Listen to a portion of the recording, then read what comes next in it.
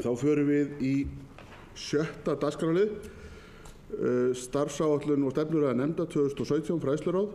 Dagbjört Pálsdóttir, bæjarfulltrúi, tekur til máls.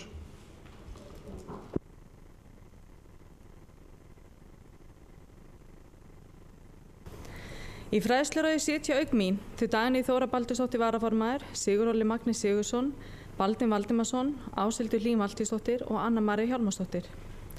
Á fræðsluráðsfundum sitja einnig fjöldi áheyrnarfulltrúa frá bæði leik- og grunnskólum úr hópi kennara, skólastjórnenda og fulltrúar foreldra. Einnig sitja sviðsstjóri, rekstrarstjóri og leikskólafulltrúi alla fundi. Mikil eining innan nefndarinnar og ofta sagt að tala sér saman að bestu lausninni sem allir geta verið sammála óháð hverju stöndum í stjórnmálum. Haustið 2016 störfu á fræðslusviði 776 manns í 669 stöðugildum. Athyglisvert þykir mér að rétt 4% starfsmanna í leikskólum séu karlar. Í grunnskólum þessi tala tæp 19%.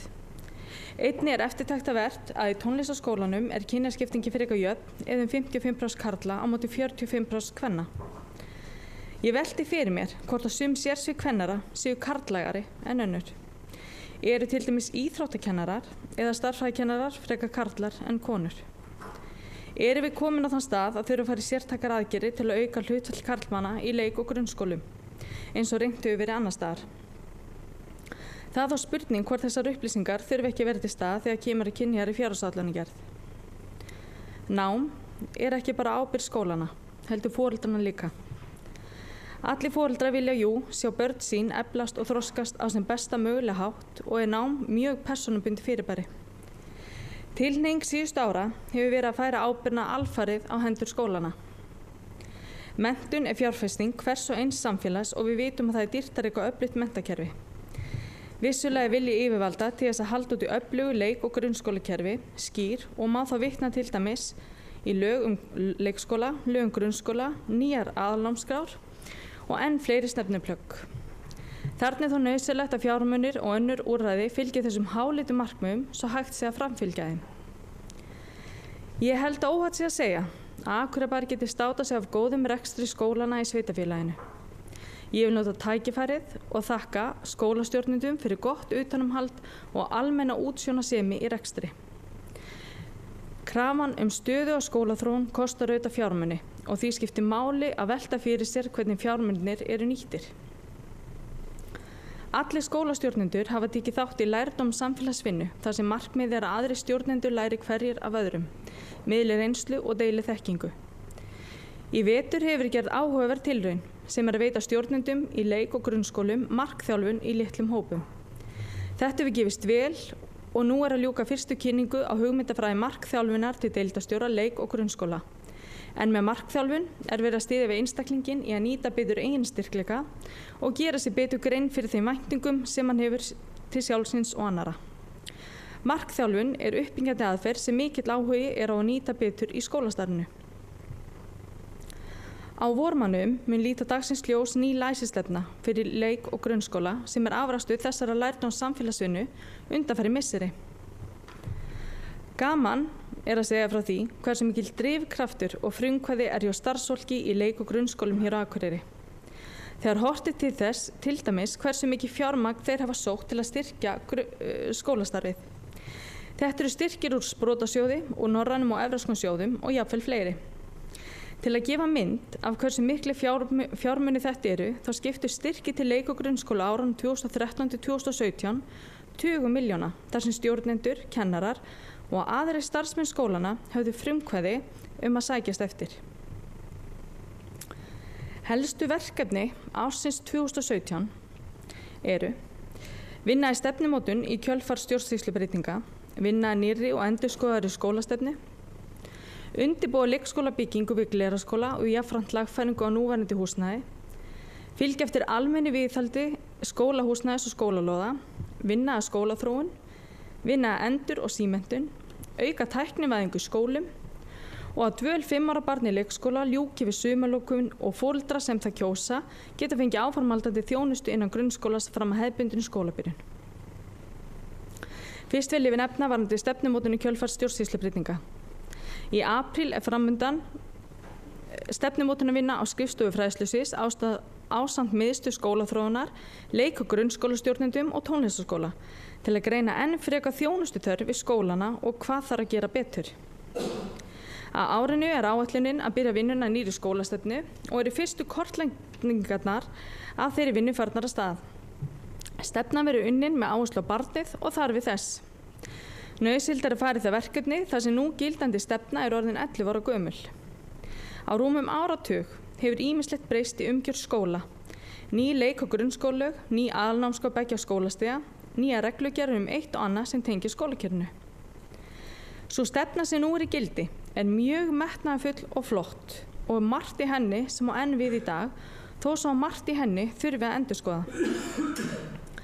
Ég lít svo á að á breyttum tímum með tilliti til þess sem ég nefndi sé mikilvægt að líta á vinnu við skólastefnu sem nýsmiði og að hún muni gilda til 10 ára frá því hún lítur dagsins ljós. Akureyrarbær á að setja sér skýr, mælanleg markmið í sinni nýju skólastefnu með aðkomu nemanda, kennara og leik- og grunns- og tónlistarskóla samfélagsins alls, foreldra og bæjaryfirvalda. Mikilvægt er að nýja skólastefnu skapið víðtæk sátt meðal okkar stjórnmálamanna. Hún þarf að lifa kosningar. Þeir nemendur sem nú er að fara í gegnum íslensk skólakerfi munu vera þátttakendur í töluvert breyttu samfélagi þegar þeir ljúka sinni skólagöngu, því samfélagsbreytingar eru örar og hæfni nemanda verður ekki síst skilgreind eftir getu þeirra til samskipta, upplýsingaleitar, þekkingu og fjölmenningu, tungumálum, vísindum og skapandi hugsun. Samstarf okkar við miðstöð skólaþróunar við Háskólann á Akureyri skiptir miklu máli og mun vinna við nýja skólastefnu vera stýrt af sérfræðingum þaðan. Í úttekt Hagstofu Íslands að beiðni menntamálaráðherra sem nýlega var birt var kannað hvort að nemendur væru að fá tiltekinn lágmarkstíma í list- og verkgreinum samkvæmt aðalnámskrá. Þar komu skólar á landsbyggðinni sérstaklega illa út. Við þurfum að bera virðingu fyrir því að einn af 6 grunnþáttum menntunar er skapandi starf og það þarf að rata inn í alla námsgreinar. Í flestum skólum er öflugt list- og verkefnastarf þar sem skólarnir leitast við að sinna þeim skyldum sem þeim ber. En það verður að segjast eins og er að oft eru þetta þó námsgreinar sem víkja þegar draga þar saman. Aukinn skilningur á mikilvægi sköpunar og skapandi hugsunar og lista í öllu skólastarfi kallar auðvitað á að allt sé gert til að nemendur fái það sem þeim ber. Undir listgreinar heyra tónmennt, myndmennt og sviðslistir, en undir verkgreinar heyra hönnun, smíði, textilmennt og heimilisfræði. Ekki gerur greinamunur á list- og verkgreinum í viðmiðun á stundaskrá. Í 1. til 4. bekk eiga nemendur að fá samtals 900 mínútur á viku. Í 15. til 7. bekk eiga að vera 840 kennslumínútur og í 8. til 10. bekk eiga að vera 340 kennslumínútur. Samkvæmt upplýsingum frá skólunum hér á Akureyri síðustu daga er ljóst að þeir leggja almennt metnað sinn í að uppfylla þessi viðmið, en útfærsla getur verið mismunandi, meðal annars vegna mönnunar sérgreinakennara. Tekin hefur verið ákvörðun að byggja upp leikskóla og glerskólalóð og gert er ráð fyrir að það muni verða 6 deilda leikskóli og gera okkar áætlanir ráð fyrir að hann verið tilbúinn haustið 2020. Í hönnunarferlinu verður sérstaklega horft til þess húsnæði sem fyrir er á skólalóðinni með möguleika á samnýtingu beggja skólastiga. Því er mikilvægt að þessi áætlun haldist, ekki síst vegna kröfunar leikskóla í Hlíðahverfi. Samhliða er gert ráð fyrir að starfsemi Pálmholts færist yfir í þessa nýju byggingu. Mjög mikilvægt er að gott og reglulegt viðhald sig á skólamannvirkjum og leggur fræðslusvið áherslu á gott samstarf við umhverfis- og mannvirkjasvið. Þess má geta að nú er hönnun á lóð Naustaskóla á lokastigi og verður farið í töluverða vinnu þar í sumar. Tæknin er komin til að vera og að nota hann í námi barna er auðvitað sjálfsagt. Við megum ekki sofna verðunum í getu skólana til að sinna skólaþróun, endurmenntun kennara og annað starfsfólk. En fyrst og fremst að horfa til hvers einasta nemanda í skólakerfin okkar. Sannarlega hefur verið sett auki fjármagn til búnaðarkaupa til skólana síðustu ár, meðal annars að tryggt sé að öflugt þráðlaust net sé í öllum skólum. Í leik- og grunnskólum var horft til þess að bæta búnað kennara og nemenda, en það er á höndum hvers skóla að ráðstafa fjármununum til tækjabúnað að kaupa. Á árinu 2017 var sett í áætlun auki fjármagn til endur- og símenntunar í skólum bæjarins. Við eigum að geta skapa hér skólan ágreiningar eins og hann gerist bestur og horfa í því skyni til nýlegra úttektar á hugmyndafræði skólan ágreiningar á Íslandi. Nú mikilvægt verkefni í gangi sem innleiðing barnasáttmála Sameinuðu þjóðanna og með því barnið sett í forgang og gengur verkefni þvert á öll svið bæjarins.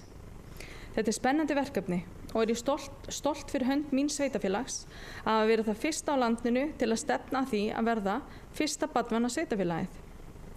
Fræðslusviðið fagnar þessari ákvörðun fyrir hönd barna og barnafjölskyldna á Akureyri. Samið var við félag grunnskólakennara nýlega, eða þann 29. nóvember síðastliðinn. Samningstíminn á nýja samningnum ekki langur eða tæpt ár.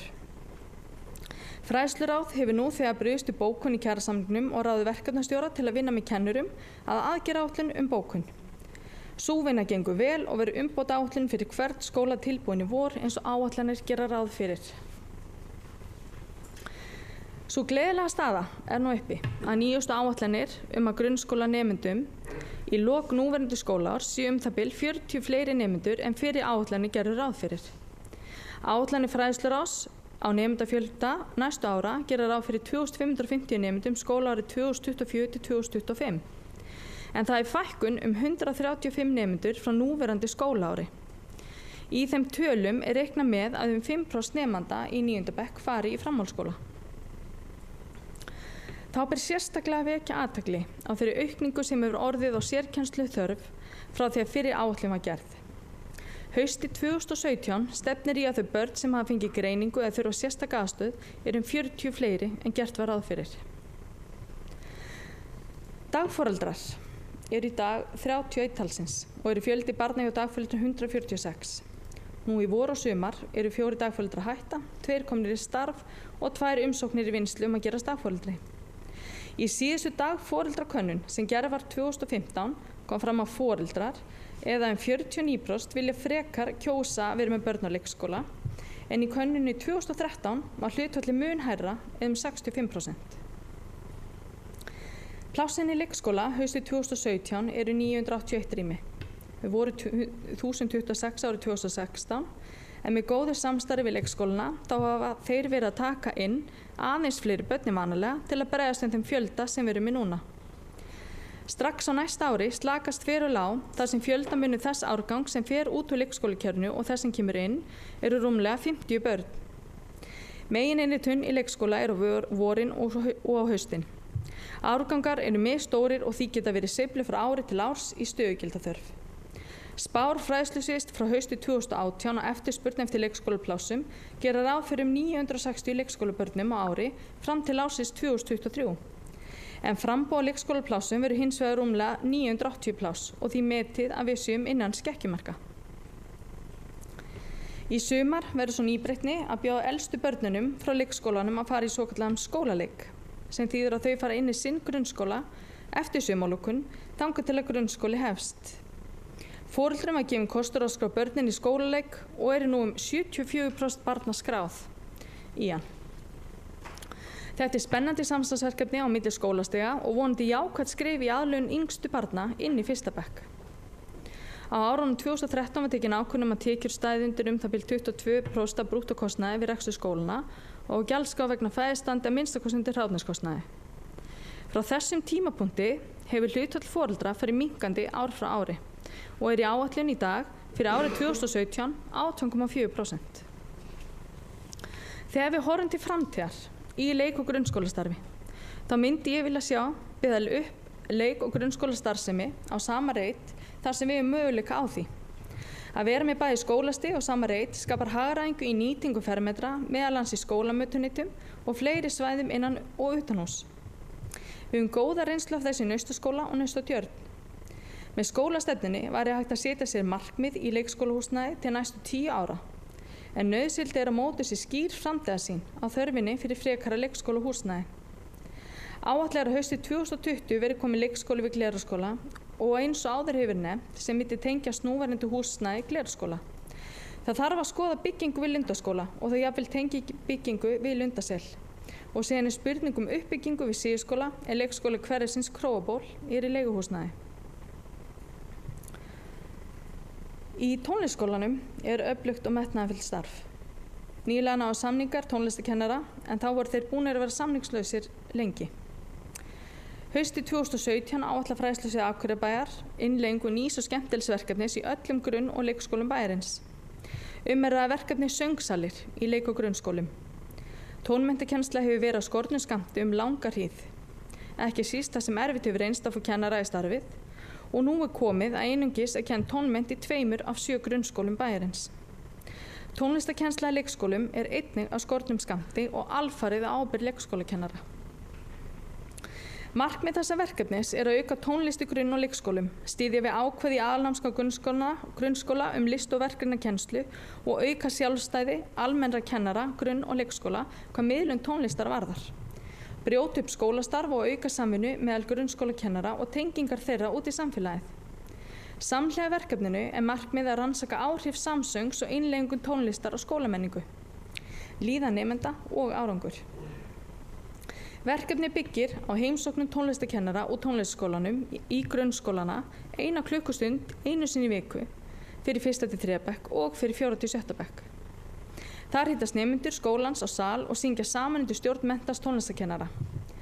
Námsefni vetrarins verður þróað að faglegu teymi tónlistar- og grunnskólakennara og mun tengjast námsefni grunnskóla fyrir hverja bekkjadeild fyrir sig. Sett fyrir upp kennsluáætlun fyrir hverja viku starfsársins og munu allir skólarnir vinna sama efni á sama tíma.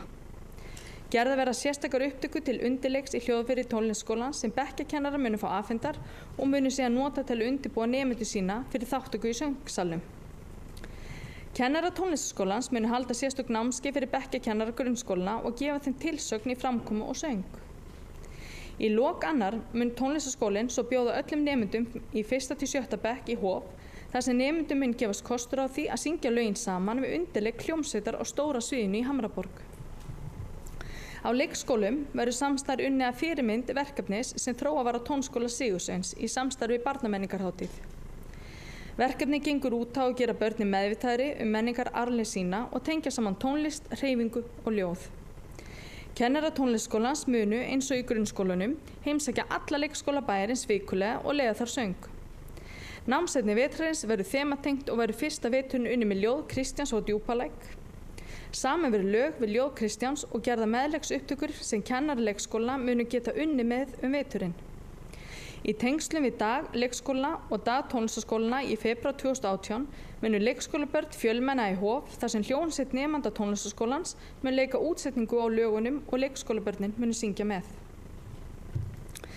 Í þessari yfirminni skólamálin hef ég reifað það helsta sem efstur á baugi. Skólar eru lykilstofnanir í hverju bæjarfélagi og því mikilvægt að hlúa vel að þeim. Við megum aldrei missa sjónar á þörfum barna og þjónustu við þau. Þessi beðið með mikil eftirvæntingu að sjá niðurstöður og tillögur þess hóp sem nú vinnur hugmyndum barnvænt sveitarfélag. Skólar og allt það góða fólk sem þar starfar munu leggja sitt á mörkum til að bregðast við þeim tillögum sem þar munu líta dagsins ljós og alltaf leggja sig fram að starfa samkvæmt lögum og reglugerðum skólastarf. Takk fyrir. Bæjarfulltrúi Dagbjört Pálsdóttir hefur lokið máli sínu. Næst tekur til máls bæjarfulltrúi Eva Hrund Einarsdóttir.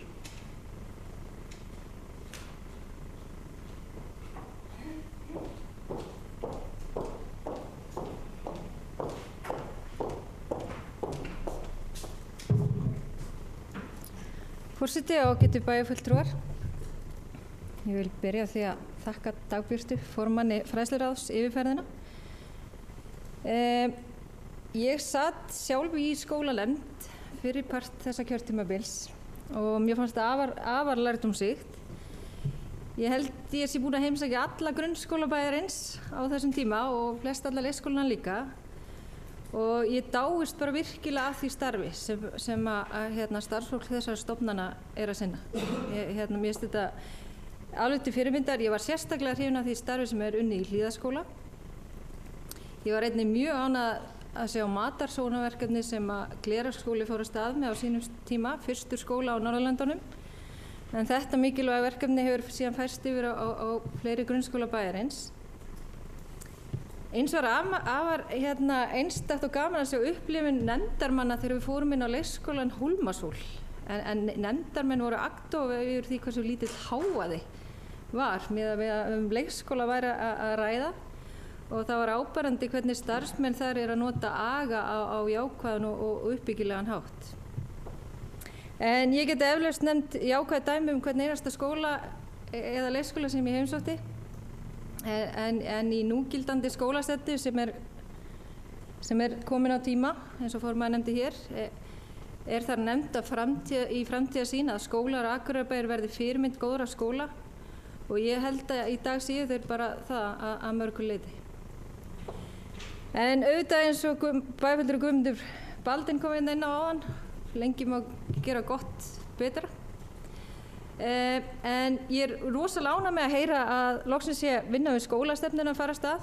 Þetta var eitt af fyrstu verkefnum sem við ætlum að fara í 2014 en nú er komið árið 2017.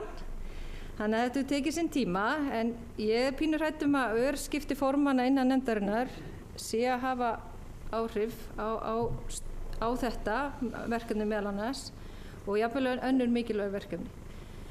En skólastefnan sem var unnin 2006 var mjög vel unnin af mínu mati og örugglega margt sem að má nota í henni áfram en eins og formaður kom hér inn á þá er líka margt breyst en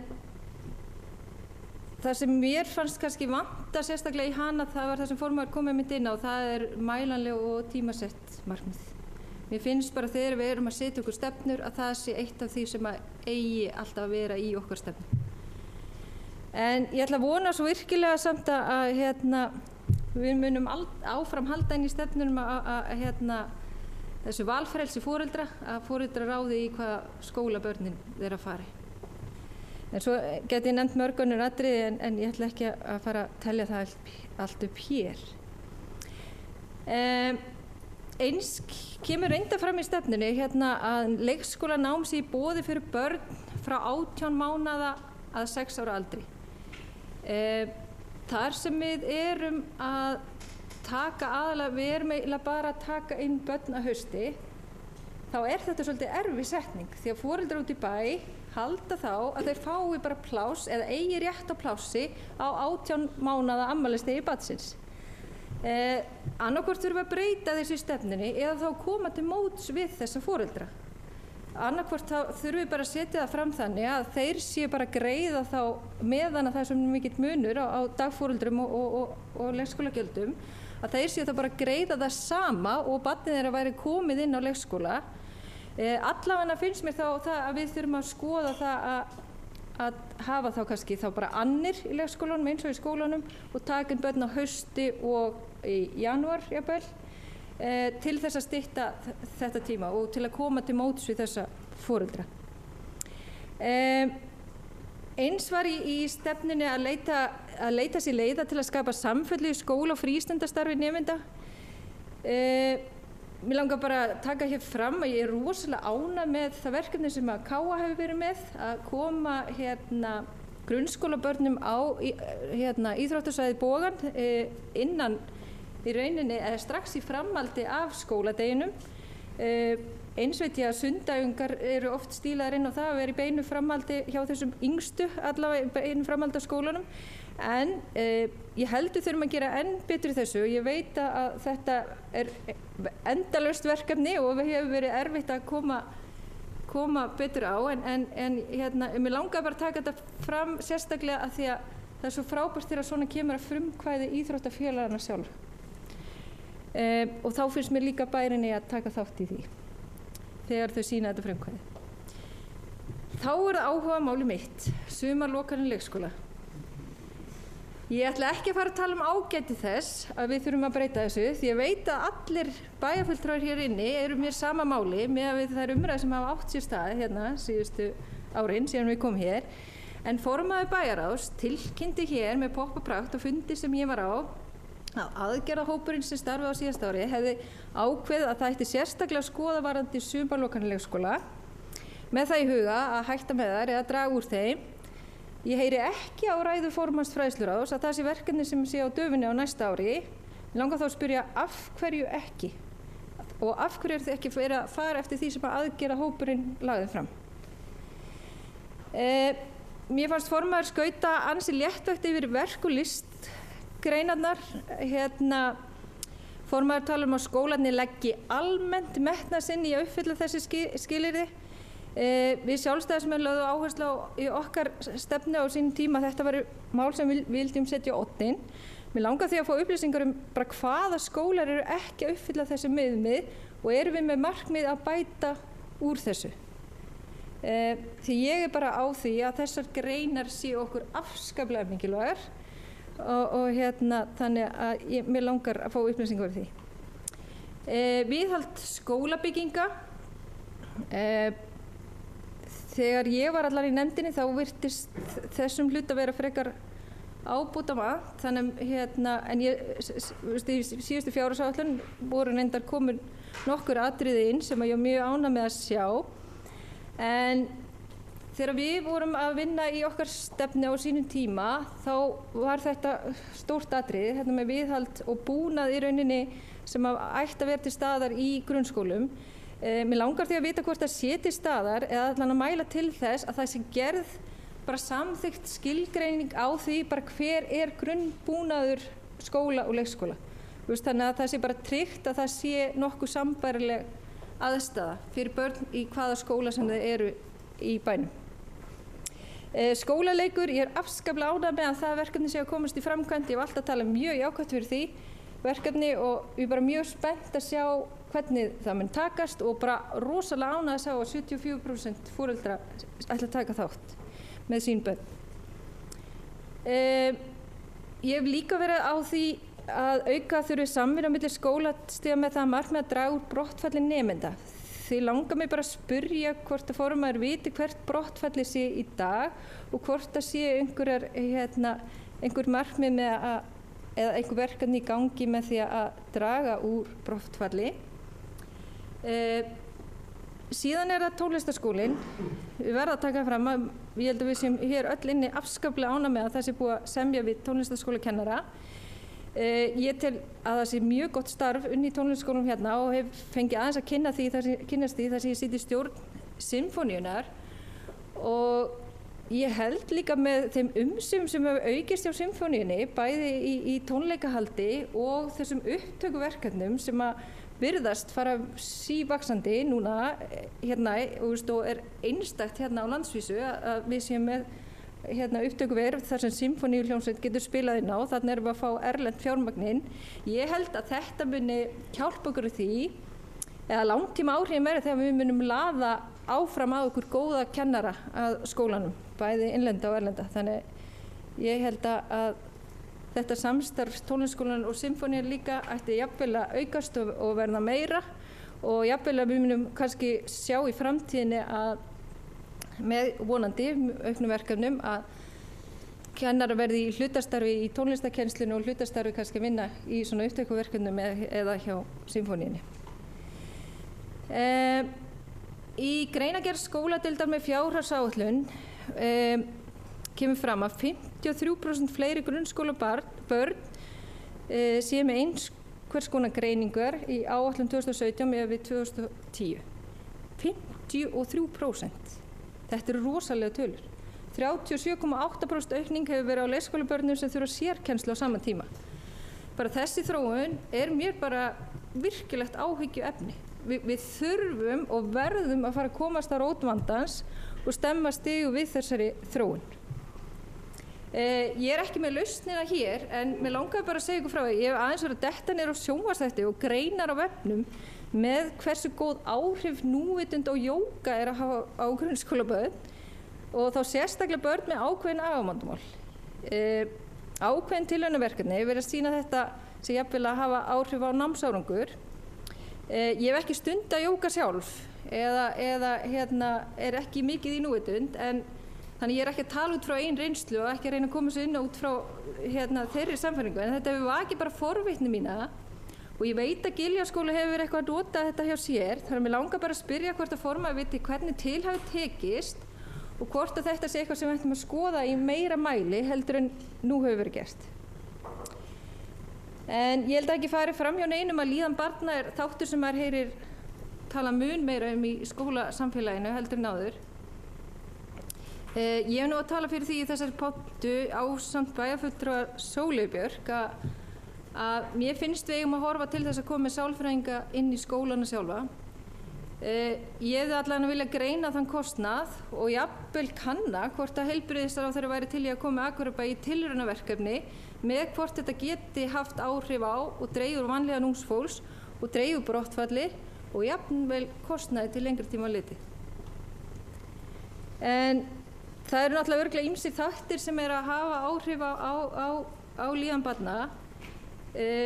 Svefnleysi virðist vera einn þáttur sem sérstaklega að hafa áhrif á ungar konur, segja allar nýlegar rannsóknir. Og þar virðist vera hluta til vera truflun snjalltækja sem að koma þar inni og ég er mjög ánægð með að Akureybæ hafi nýlega sett fram viðmið varðandi skjánotkun og ég bara hvet foreldra til þess að fara eftir þessum viðmiðum. Ég tel það bara afar mikilvægt. En ég held líka þarna séu kannski getur við haft áhrif varðandi svefnleysið að það að stýra því hvernig skólarnir hefjast á mótmæla. Og mér langar að spyrja formann hvernig staðan á þeirri umræðu innan nefndarinnar þar sem að þetta var mikið rætt allavega þegar ég var í nefndinni og ég veit að einhverjir skólar hafa verið að skoða hjá sér þannig að en allan að á þeim tíma sem ég kynnti mér þetta þá hafa þetta allan reynst vel í þeim skólum sem hafa nú þegar á landinu tekið upp. En já, mér langar líka varðandi líðan ungs fólks að ég fór á fundum daginn sem var á vegum Sontaklúbbsins og Jafnréttisstofu upp í háskóla. Alveg afskaplega góður fundur og ég var svona svolítið hugsi eftir fundin en sá fundur var einmitt líðan ungs fólks og þar talaði ung menntaskólamær afskaplega bara flott fyrirmynd fannst mér, hún heitir Karolína Rós Ólafsdóttir og þar talaði hún mikilvægi þess að skólar þurftu að fara að taka upp kennslu á myndrýni. Ég hafði aldrei velt þessu fyrir mér áður. Við erum að kenna textarýni en núna náttúrulega börn eru miklu meira að horfa á snjalltækjum að horfa á myndir heldur en texta og því gríðarlega mikilvægt að kenna myndrýni. Hvað raunverulegt í myndinni sem við erum að horfa á, hvað ekki. Og ég held til dæmis að þetta sé einn af þáttunum sem hafi áhrif á líðan ungra stúlkna, að það eru svo óraunverulega fyrirmyndir sem þær eru að horfa á í snjalltækjunum. Já, ég hef talað fyrir því að mér finnst afar jákvætt að fara í uppbyggingu leikskóla við grunnskólabyggingar og ég tel að þetta geti haft hagræðingarmöguleika og líka bjóða upp á ákveðinn sveigjanleika með að 5 ára börn geti í meira mæli hafi grunnskólanám fyrr, allavega þau sem eru tilbúin til og ég fagna því verulega að eigi að fara í uppbyggingunum við Glerárskóla. Mér sagt að sú hugmynd komi frá bæjarfulltrúa Gunnari Gísla og bæjarfulltrúa Preben, fyrrverandi formanni skólanefndar og eins ég líka hrifin af hugmynd Elíasar skólastjóra Lundarskóla að byggja þar við og tengja betur leikskólann við skólann. En hans hugmynd gekk einmitt út á það að Pálmont og Flúðir færi undir byggingaland. En ég ætlaði nú ekki að einoka fundin, ég veit að ég er búin að tala lengi, en ég vil bara þakka í lokin, þakka bara þeim því fólki sem bara starfa á skólum og vegum skólabæjarins og líka þeim sem eru á fræðsluskrifstofunni. Mér finnst þau bara vera að vinna vel og auðvitað getur við gert gott betra eins og ég sagði áðan. Þau hafa takmarkað fé og það hefur verið mjög ánægilegt að sjá þegar maður fer á að því við sveitarfélögum förum alltaf á fjármálaráðstefnu einu sinni á ári og þá eru alltaf bornir saman allir þættir rekstrar sveitarfélaga og þar eru grunnskólar Akureybæjar yfirleitt að koma ofboðslega vel út rekstrarlega séð og mér finnst það ánægjuefni að því á sama tíma finnst mér við vera að gera þjónusta vel en auðvitað getum við gert betur. Takk. Bæjarfulltrúi Eva Hrund hefur lokið máli sínu. Næst tekur til máls bæjarfulltrúi Baldvin Valdimarsson.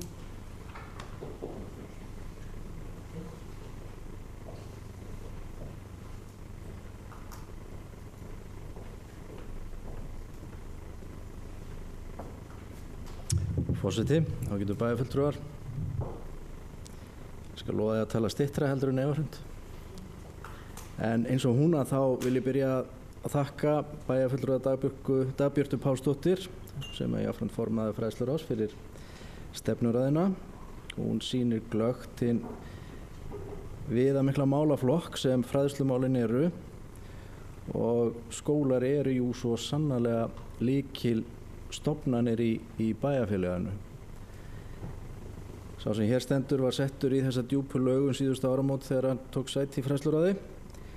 Þetta stuttur tími en hann hefur verið mjög lærdómsríkur og ég vil í því sambandi fá að þakka sviðsstjóranum Sofíu Vaksdóttur og hennar frábæru samstarfsmönnum kærlega fyrir góðar móttökur. Umræða og afgreiðsla mála í fræðsluráði hafa alls ekki farið eftir einhverjum flokkspólitísku línum, allavega ekki á þessum stuttatíma sem ég þarna og allar samþykktir verið samhljóða. Ég vil líka tekið eftir því að stefnan bara í fínu samræmi við stefnuskrá Sjálfstæðisflokksins fyrir síðustu kosningar, þannig að þetta bara búið að vera mjög fínt. Umfang fræðslustarfseminnar eðli málsins samkvæmt mikið bæði í magni og hlutfalli. Þannig er helmingur allra útgjalda okkar hér í bæjarfélaginu og fjöldi starfsmanna, það ekkert smárað. Þetta tæplega 800 manns í nærri 700 stöðugildum, þannig að þetta gríðarlega stór liður. Það fyrsta sem að ég skynja mikil jafnvægislist sem þarna þarf að vera til staðar. Það semst milli bæjarins, starfsmannaskólana, foreldra og sjálfsögðu þeirra sem þetta snýst allt þar að segja nemendurna. Ég líka lært hvað það lítið til þess að trufla þetta jafnvægi og það reyndar umhugsunarefni. Framkvæmd á nýjum kjarasamningi við kennara stórt mál og það hefur verið áhugavert að fylgjast með undirbúningi og framkvæmd svokallað bókunar 1 þar sem gerð verður að mínu mati metnaðarfull tilraun sveitarfélaganna og kennara til umbóta í skólakerfinu að rýna skólastarfið og hvernig bregðast megi við því sem hugsanlega betur megi fara. Og ég bind mikla vonu við þetta samstarf og hlakka til að sjá hverju það skilar. Innleiðing barnasáttmála Sameinuðu þjóðanna annað stórmerkilegt verkefni sem nýlega að fara í gang og mikið tilhlökkunarefni að sjá hvernig, það ekki spurning hvort heldur hvað það leiðir okkur langt í átt að barnvænna samfélagi og það eitthvað sem við eigum að sjálfsögðu öll að keppa að. Og þá vil ég að sjálfsögðu gleðjast okkur öllum með þau gleðið tíðindi að fjöldi grunnskólanema nú umtalsvert meiri en áætlanir gerðu ráð fyrir og það svo sannkallað lúxusvandamál að eiga við. En hins vegar að þá eins og hér kom fram án aukin sérkennsluþörf. Það er aftur mikið áhyggjuefni og bæjarfulltrúi Eva Hrund kom ágætlega inn á það. Þetta náttúrulega ekki bara hér, þetta líka á landsvísu. Ég í stýrihóp verkefnisins brothættar byggða í Hrísi og þess vegna verið í þó nokkur samskiptum við íbúa í Hrísi. Og það voru uppi hugmyndur að takmarka opnun leikskólans í sumars. Þetta mál fékk góða umfjöllun í fræðsluráði og nú hefur ráðið fallið frá þeim hugmyndum og ég fagna þessu mjög og mér finnst þetta að vera til marks ákveðna skilvirkni í starfi fræðsluráðs. Og lokum að þá vil ég endurtaka þakkir mínar til starfsmanna fræðslusviðs og hlakka til þeirra verkefna sem við eigum eftir að glíma við í framtíðinni. Takk. Bæjarfulltrúi Baldvin Valdimarsson hefur lokið máli sínu. Næst tekur til máls bæjarfulltrúi Preben Jón.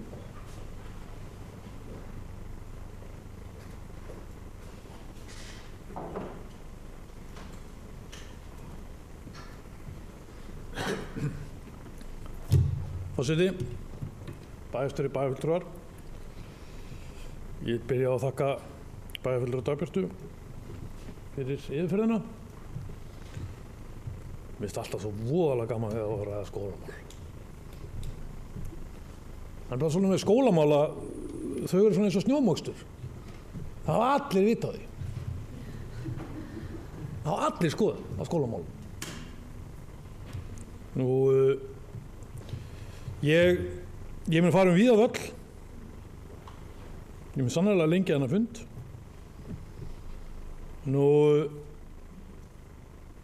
Ég ætla bara að leyfa huganum svolítið að reyka. Mér finnst persónulega vanta tölvöld mikið í þessa stefnu, eða þessa yfirferð hjá Dagbjörtu. Mér finnst svona langt frá því að vera tæmandi, sem ég held að sé aldrei hægt hvort sem er. En mér finnst vanta svona hugmyndafræðilega nálgun á hvert við erum að fara. Einhverja stefnu. Hvað langar okkur til að gera? Það getur verið að koma inn í skólastefnuna, en þá verður hún líka rammpólitísk. Eða að koma þangað inn. Nú, ég mjög ánægður og finnst bara verulega spennandi hlutir að gerast saman til tónlistarskólann og samtengingu þar á milli grunnskólana og leikskólana. Það er gaman að heyra það. Nú, þó ég ætla að fara víða völl og annað, þá gerir mér samt grein fyrir, og ég kom kannski með einhverjar fáránlegar hugmyndir. En ég gerir mér grein fyrir það að skólakerfi þarf að vera svolítið íhaldssamt. Þó við viljum gera breytingar, því að við sjáum oft ekki afleiðingarnar að breytunum í skólakerfinu fyrir eftir kannski 30 ára eftir við gerðum þær. Þegar það fólk sem er í skólanum er að taka við í samfélaginu. Hvernig til tókst. En það er líka stundum oft sem skólanum er kennt ýmsa hluti.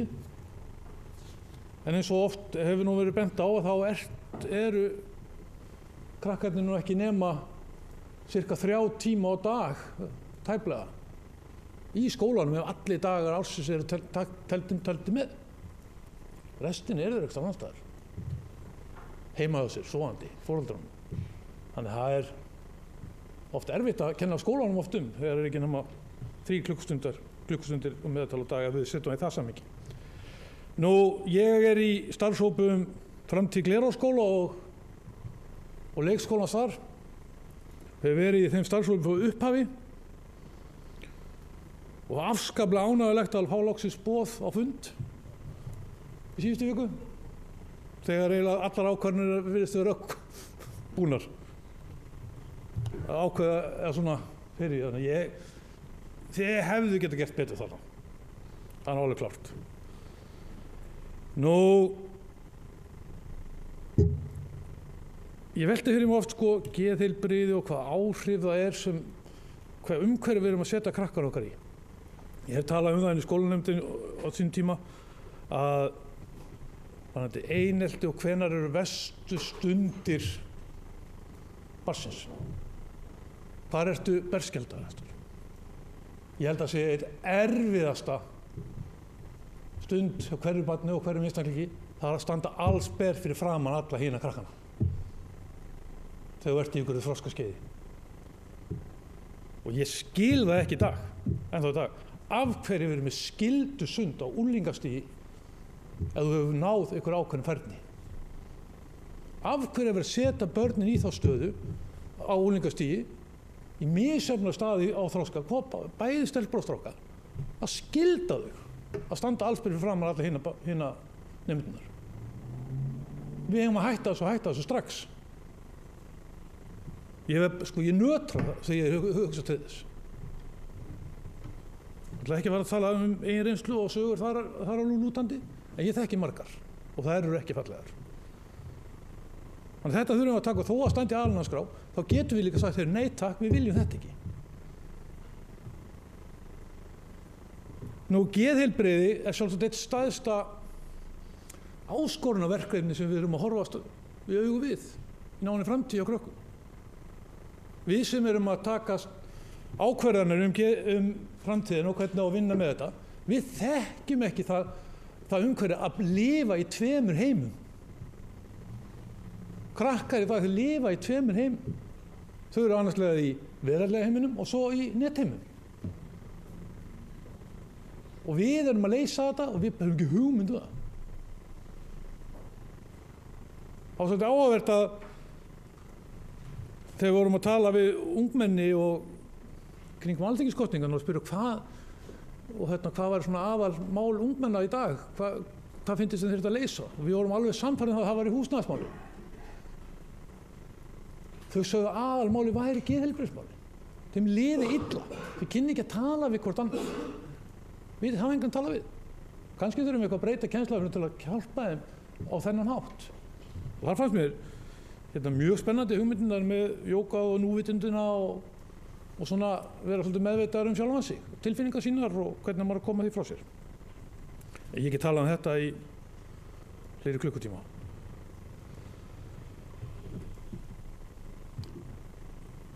Svo nú margir bleikir fílar í herbygginu þegar við kemur að skólamálum. Eitt til dæmis menntun kennara. Ég ekkert sérfræðingur í þessu máli, ég bara teka fram, en þetta svona það sem maður hefur kannski verið að kynna sér og sitja í skólanum mörg ár og myndast náttúrulega ákveðnar skoðanir á því. En mér finnst eiginlega afskaplega lítið samræmi vera á milli þess hvert grunnskólarnir eru að fara, hvert stefna og hvert vilja fara og menntun kennara upp í háskóla. Hvernig verið að mennta kennari? Verið að mennta kennari upp í háskóla eins og okkur vantar í skólana. Ekki nær að grunnskólarnir hafi svolítið meira með það að gera hvaða kennari við erum að mennta og hvernig við erum að mennta þá. Þetta hægt til dæmis með að láta alla sem fara í kennarnám sækja hjá grunnskólum og Akureyri bara getur verið svona hálfgerð tilraunasveitarfélag það að þeir tækju alla nemendur til byrja inn í skólunum. Annaðhvort sem skólalíðar eða aðstoðarkennarar eða inn í frístundin eða eitthvað þannig hátt. Eru bara fyrstu önnun inn í skóla, næstu önnun eftir faraður upp í háskóla. Þá koma annað ársnemendur inn í skólana. Þannig við erum að fá fullt af starfsfólki inn í skólana sem við getum nýtt og við borgum þessu fólki laun og jafnvel með það í skólanum líka, þá fáum við hugsanlega eitthvað styrk frá menntamálaráðuneytinu á móti því það kostar eitthvað að hafa það í skóla og við erum að kenna þeim þar. Þessir nemendur sem væri að koma inn í Akureybæ eftir 2 ár eru svo bara metnir. Það bara einhver ráðinn í skólanum sem metur það hvort að hann ætti að halda áfram sem kennari. Það sko auðvelt að segja við nemandi eftir 2 ár, þú ættir ekki að halda áfram eða finna þér eitthvað annað eða þú passar ekki inn í umhverfi okkar af því hann ekki með námslán. Í dag eru menn svolítið hvattir áfram að halda áfram og það er námslánin teygjaði líka svolítið áfram, þannig að það byrja að borga það strax, þú heldur bara áfram að una.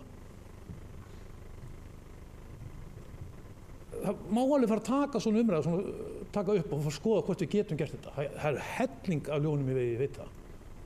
En einhvers stað verðum að byrja. Nú, nám nemenda, við erum með aðalnámskrá, við tökum hana bara upp og við kennum eftir henni, eins og þetta sé bara einhver heilu biblía. Hún bara einn heilagur sannleikur og okkur ber að fara eftir henni.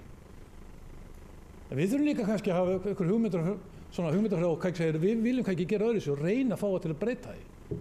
Mín skoðun er sú, ég tek fram til mín skoðun, ég kennar ekki haft allt aðra skoðun, að nemendur í 1. til 4. bekk þeir eiga að leggja bara áherslu á að lesa, skrifa og reikna.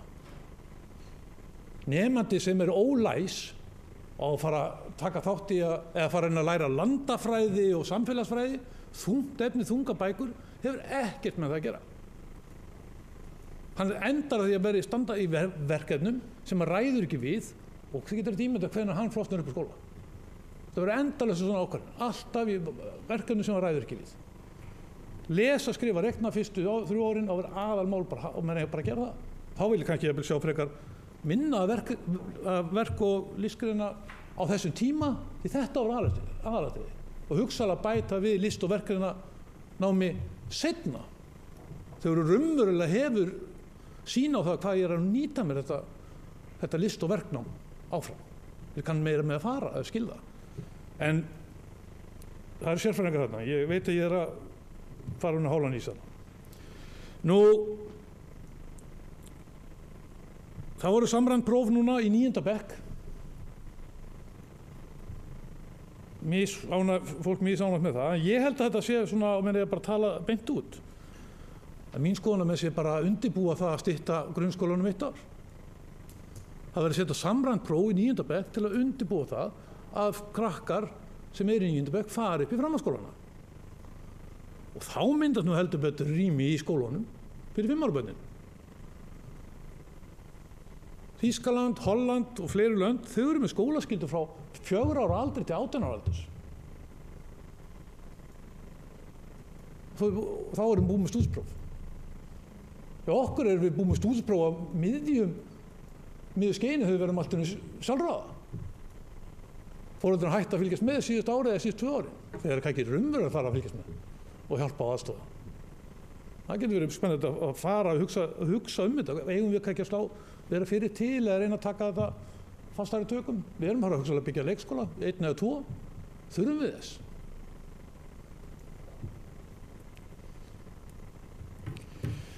Nú, þegar við tölum námi þá er ég líka ofta að velta fyrir mér hvers konar námi erum við að kenna börnum. Ég er að hjálpa dóttur minni í stærðfræði. Ég er ágætur í stærðfræði. Ég er bara fínn í að reikna, góð með tölur. Ég skil aldrei hvað það verður að spyrja. Ég er alltaf að því bara hvað erum að vera að. Við erum svolítið skýri hvað erum að spyrja. Og ég get lofað ykkur því að það er ekki einasti nemandi sem útskrifast úr 10. bekk, hann getur lesið launaseðil. Ekki hugmyndu hvernig þetta reiknar. Það verður kannski alltaf ágætt að kenna mönnum prósentur reikning með því að láta þau fara í gegnum launaseðil. Ég held að það er bara mjög mikilvægt að fólk skilji það hvað launaseðil er. Þetta er alltaf að fara minnimarka á sumrin og annað. Það bara treystur þessu. Þannig mættum við til að breyta Nú, ég hef verið áhugamaður um mataræði í skólum. Gerðum svolítið skemmtilega greining á þessu síðasta kjörtímabili en fórum ekki lengra með það. En það hafa verið mikla rannsóknir á áhrif mataræðis og geðheilbrigði, ADHD og annað, í Hollandi, Frakklandi, Belgíu með mjög góðum árangri. Og við erum með skólameðdurendum, við getum að prófa þetta. Það er ekkert svona í gangi. Við erum ekkert að skoða þetta. En þetta getur verið bara góð leið til að sporna við öllum þessum fjölda sem við erum að greina og hollendingar og aðra þjóðar þar kring, þeir eru að sýna frábæran árangur með þessu. Næstum bara 100% bata á hegðun barna með að fara í gegnum mataræði. En geðheilbrigði og mataræði eru vilt ekkert sérstaklega sexy, það er svo lítið af peningum í þessu. Það er engin styrkir þetta. Bara setja það á lyf, það er vilt besta leiðin. En ég veit að þetta er ekki einfalt, en ég pirrar mig ofta á þessu. Ég hef verið mikill áhugamaður og tala lengi fyrir því að æðstu stjórnendur skólastofnanna, þeir sitja allt of lengi í starfi á sömu stofnun. Þá er ég ekki að segja þeir séu of lengi skólastjórar. En við eigum að fara að vinna því og ættum að fara að vinna því að hrókera þeim og láta rótera milli skóla. Menn verða allt og meðvirki gagnvart fólkinu sínu og sterkur, góður skólastjóri, hann verður ennþá sterkari og betri skólastjóri með að prófa að vera í öðrum skóla líka og nýti starfskrafturinn sínu þar og tekst á við önnum vandamál. Þetta er ekki eins flókið og hægt er. Kannski verður eitthvað erfitt með varðandi kennarasambandi eða skólum, en það er bara leysanlegt. Ég held, nú er ég bara að flesti skólastjórar séu hugsanlega til í þetta. Og jafnvel aðri stjórnendur á skólanum líka. Á hans að ég ætla að segja þessi, en þegar ég talaði við þá fannst mér þetta áhugaverð og voru tilbúinir að skoða þetta, allan að færa þetta bara næsta stig. Frístundaskólinn. Við erum búin að reyna að setja frístundaskóla, á Akureyri held ég, það er 20 ári, ég veit það ekki, 15 ár. Þú komast aldrei áfram með það, kannski að því við horfum, þetta er á flókið, við erum að horfa á þetta á stórt og íþróttafélagum við stjórn á miklu í þessu. Við setjum bara frístundaskóla eins og við viljum hafa og íþróttafélagum getur bara verið með eða vilja. Ef við viljum gera með, þá bara eru þau ekki með. En það er við sem stjórnum hvernig frístundaskólinn er, ekki íþróttafélagin. Við gerum út á hreyfingu barna. Nú hreyfinguna við þekkjum, það búið að vera, mikil umræða hreyfingu barna, ég þreytist aldrei á að tala það líka. Ein góð leið til þess að auka við hreyfingu barna og hugsanlega minnka kostnað nemenda varðandi frístund bara einfaldlega að lengja frímínuna svolítið. Yngstu börnin séð bara hugsanlega í hálftími frímínu og milli tíma. Þá þurfum ekki að fara frístund. Þetta verður bara frábær leið, en ég ekki sem að kennurum finnst það eins gaman. Það kannski ekki eða ég ætla ekki að ákveða það hér. En ég er sennilega búin að lengja þennan fund töluvert og kem bara upp aftur þegar mér dettur eitthvað meira í hug. Annars takka ég fyrir. Bæjarfulltrúi Preben Jón hefur lokið máli sínu. Næst tekur til máls Sólu Björk Stefánsdóttir, bæjarfulltrúi.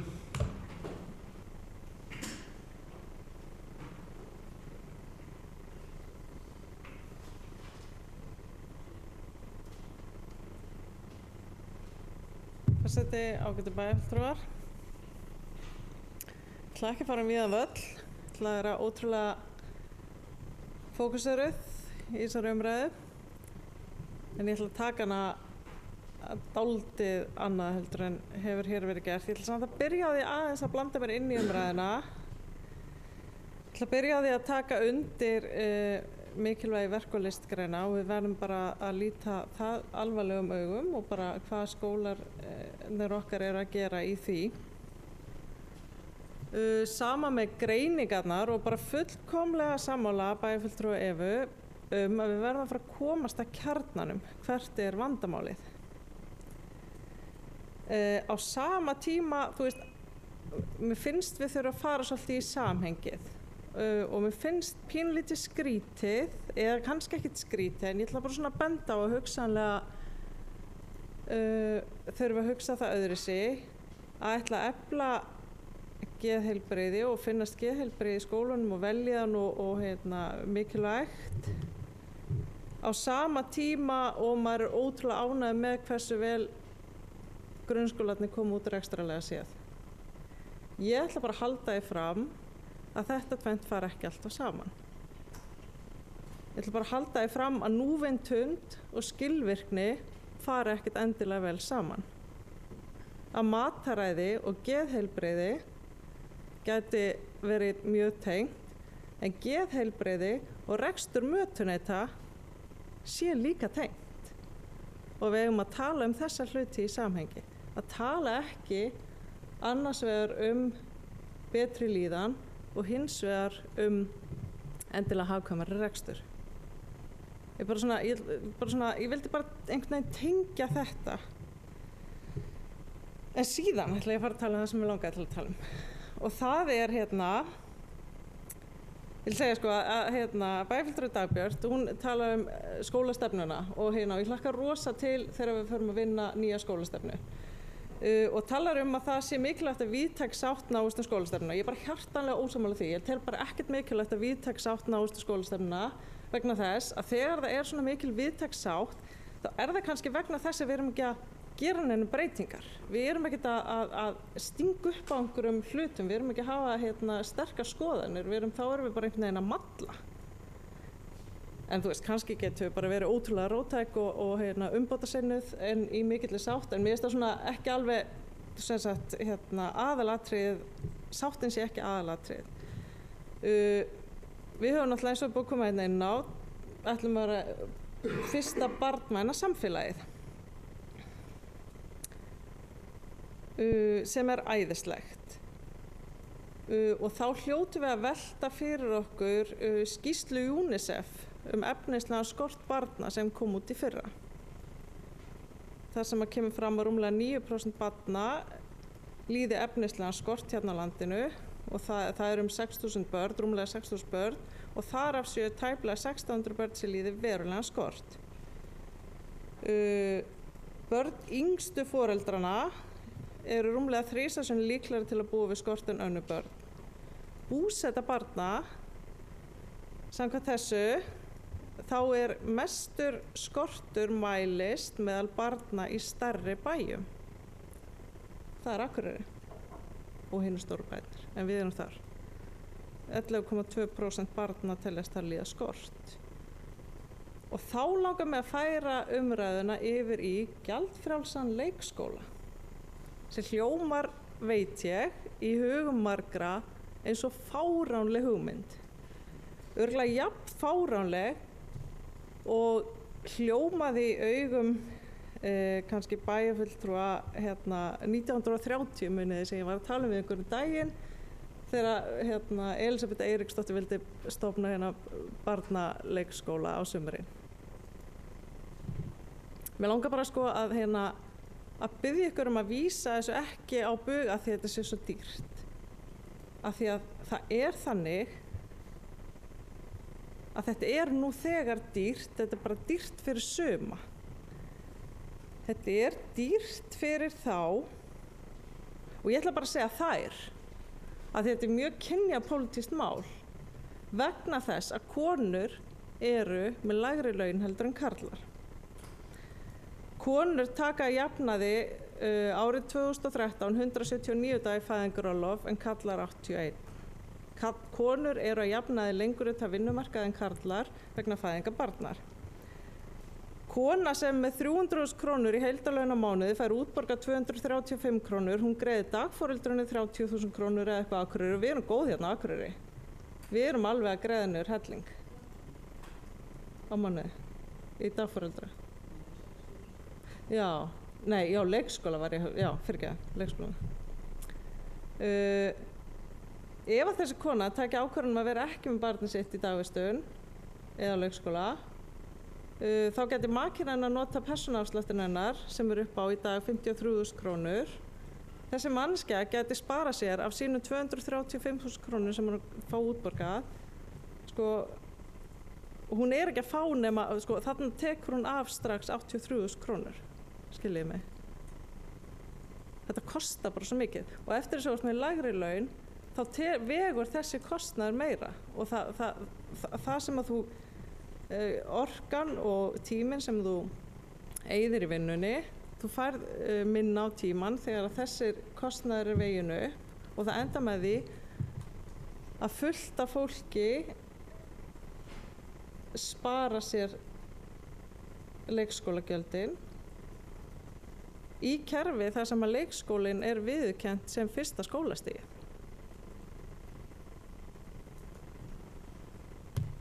Það sem ég að segja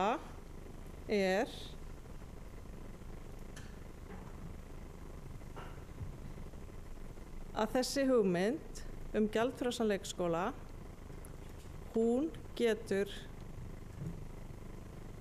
komið sér gríðarlega vel fjárhagslega fyrir þá sem minnst efni hafa og þurfa mest á því að halda. Og ég veit þetta stóra tölur í bókhaldi bæjarins, en þetta líka mjög stórar tölur í bókhaldi hvers og eins. Og núna fer mikinn í samfélaginu umræða fátækt. Þessi skýrsla frá UNICEF frá því fyrra, hún fékk mikla umfjöllun. Við þurfum að taka ákvarðanir það hvernig við ætlum að bregðast við þessu.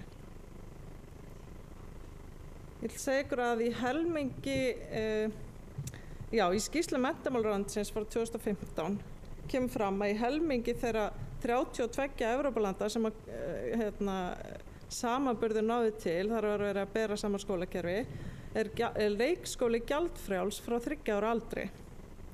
En þá enda misjafnt hversu stór hluti dagsins gjaldfrjáls og það getur verið frá 10 klukkstundum á viku upp í alla skóladaginn. En í 8 löndum borga foreldrar gjald alla leikskólagönguna. 8 löndum af 32 í Evrópu. Þannig að þetta ekkert eins svona róttækt og fólk vill stundum vera að láta í umræðinni. Og ég alveg handviss það að eftir ekki svo mörg ár þá mun okkur finnast þetta bara algjörlega sjálfsagt. Alveg eins og okkur finnst bara algjörlega sjálfsagt að það séu leikskóla á daggæsla hérna. Svo var ég eitthvað að rifja upp svona líka svona ákvarðanir, svona hugaðar ákvarðanir einhvern veginn og þá fór ég að hugsa hitaveitan. Og einhvern tíðan á 4. áratug síðustu aldar þá var í Reykjavík tekið ákvörðun að byggja upp hitaveitu og sem að núna reiknast til að spara almenningi á Íslandi 100 milljónir á ári. En kostaði hið opinbera þá alveg helling. Þetta er stundum svolítið og þess vegna var ég að tala líka áðan að við þurfum að hugsa það hvernig við ætlum að nota peningin sem að við, þessar skatttekjur sem að við förum með og hvort að við til dæmis eins og við gætum í þessu tilfelli notað til þess að bæta hag þeirra sem að lifa við fátækt. Takk fyrir.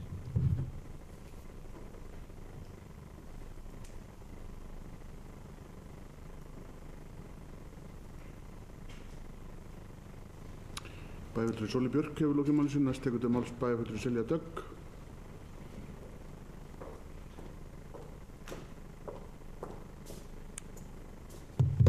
Forseti, ágætu bæjarfulltrúar. Ég ætla að byrja á því að þakka bæjarfulltrúa Dagbjört fyrir þessu góðu yfirferð og hugsa ég fari svona eins og flestir hérna svona svolítið víðan völl. En mig langar að fagna sjálfsögðu innleiðingu barnasáttmálans og það verður mjög áhugavert að sjá hvað kemur út úr því, enda er mikilvægast af öllu að setja börnin okkar í forgang og bara við getum verið stolt af því sem sveitarfélag að hafa farið í þessa vinnu. Ég ætla aðeins að byrja á að tala leikskólana og lokun leikskóla sem það brutist út háar raddir núna þegar var tekið ákvörðun að loka leikskólum í Glerárhverfinu og ég sem á eins árs stelpu og var mjög innvinkluð í heitum umræðum á netinu og allir mömmuhópur þar glóuðu og ég ein af þeim sem bíður nú í von og ótta hvort ég komist með barnin á leikskóla í haust eða hvort ég komist til dagmömmu og ekki komin með öruggt pláss ennþá þannig að ég þekki þetta stress og þessar áhyggjur á fyrstu hendi. Og við vitum náttúrulega vegna þessari lokun þá er ákveðin flöskuháls núna í haust á innritun og það verður þröngt, við vitum það, á leikskólunum en ég veit líka að bæði starfsfólk, leikskóla og skóladeildar hefur lagt sitt af mörkum til að bregðast við eins vel og þeir geta og ég veit líka að með við spár á næstu árum þá verður þetta ekki vandamál í framtíðinni þó þetta gæti orðið vandamál núna. Svo ætla ég aðeins að fá að tala dagforeldrakerfið. Það eru marga góða kosti en ég er ein af þeim og það er mín skoðun að við ættum að horfa frekar til ungbarna leikskóla og í það minnst að það sé val. Ég held að það sé alveg búið að tala það svolítið það verið gert við byggingu á leikskólum við Glerárskóla. Það verið allavega haft það í huga að það sé svona framtíðin. Það er ekki rétt hjá mér. Já, þú svaraði kannski bara eftir. Ég held að það sé allavega haft til huga og ég held við séum öll sammála hér að við viljum sjá ungbarnaleikskóla í framtíðinni. Þannig og það er rauninni mín upplifun að foreldrar vilja frekar komast inn á leikskóla með barnið fyrir heldur en að nýta dagforeldrið en hins vegar sagði Hrafnhildur starfsmaður hjá skóladeild mér það í gær að kannanir sýndu annar en svona þeir foreldrar sem ég tala við það er mín upplifun en svo getum við líka spurt að hver er orsökun fyrir því að foreldrar vilja frekar komast með börnin fyrr inn á leikskóla eða sem fyrst og það geti, ég held að sé ekkert endilega það að það sé ekki út af dagforeldrarna að setja. Ég held að kannski í umræðina þá þurfum við líka að taka það inn í að það er rosalega verðmunur á dagforeldrum og leikskóla.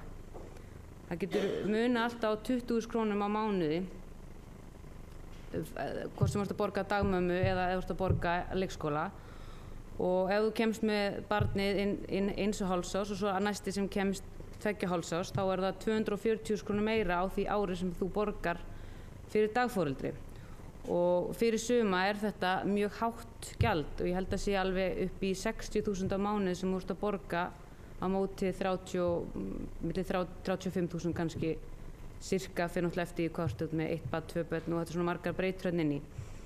En þetta er allavega verðmunur þarna á og eins og bæjarfulltrúi Sóley kom aðeins inn á þá vitum við að það eru þröngt sumstaðar og eða bara mörgum heimilum. kannski getum við núna skoða eða allavega opna fyrir það umræðu að skoða fleiri leiðir heldur en bara dagforeldra eða leikskóla, sérstaklega út hafi verið með hennan flöskuháls núna, þá getur kannski gert einhverja tilraun til þess. Þú veist, getur kannski haft gætum skoða það til dæmis að hafa sama gjaldið á dagforeldrum og leikskólum. Það var ein leið kannski til að róa einhverja. En síðan finnst mér ógeðslega spennandi verkefni en ég held að ég sé kannski eina fáum það en ég ætla samt að tala um það hérna. Og það að borga niður au-pair.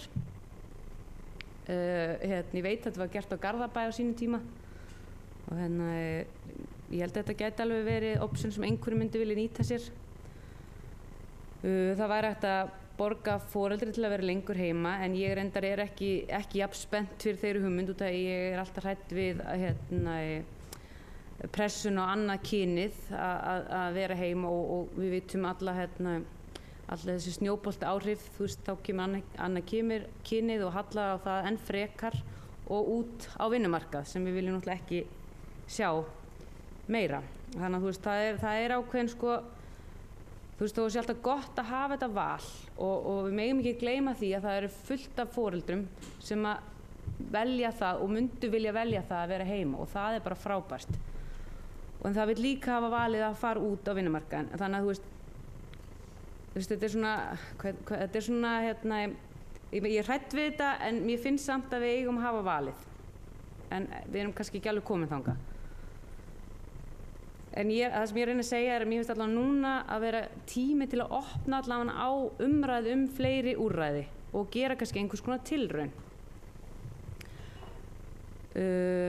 Gjaldfrjálsa leikskóla, ég er alveg opin fyrir að skoða það.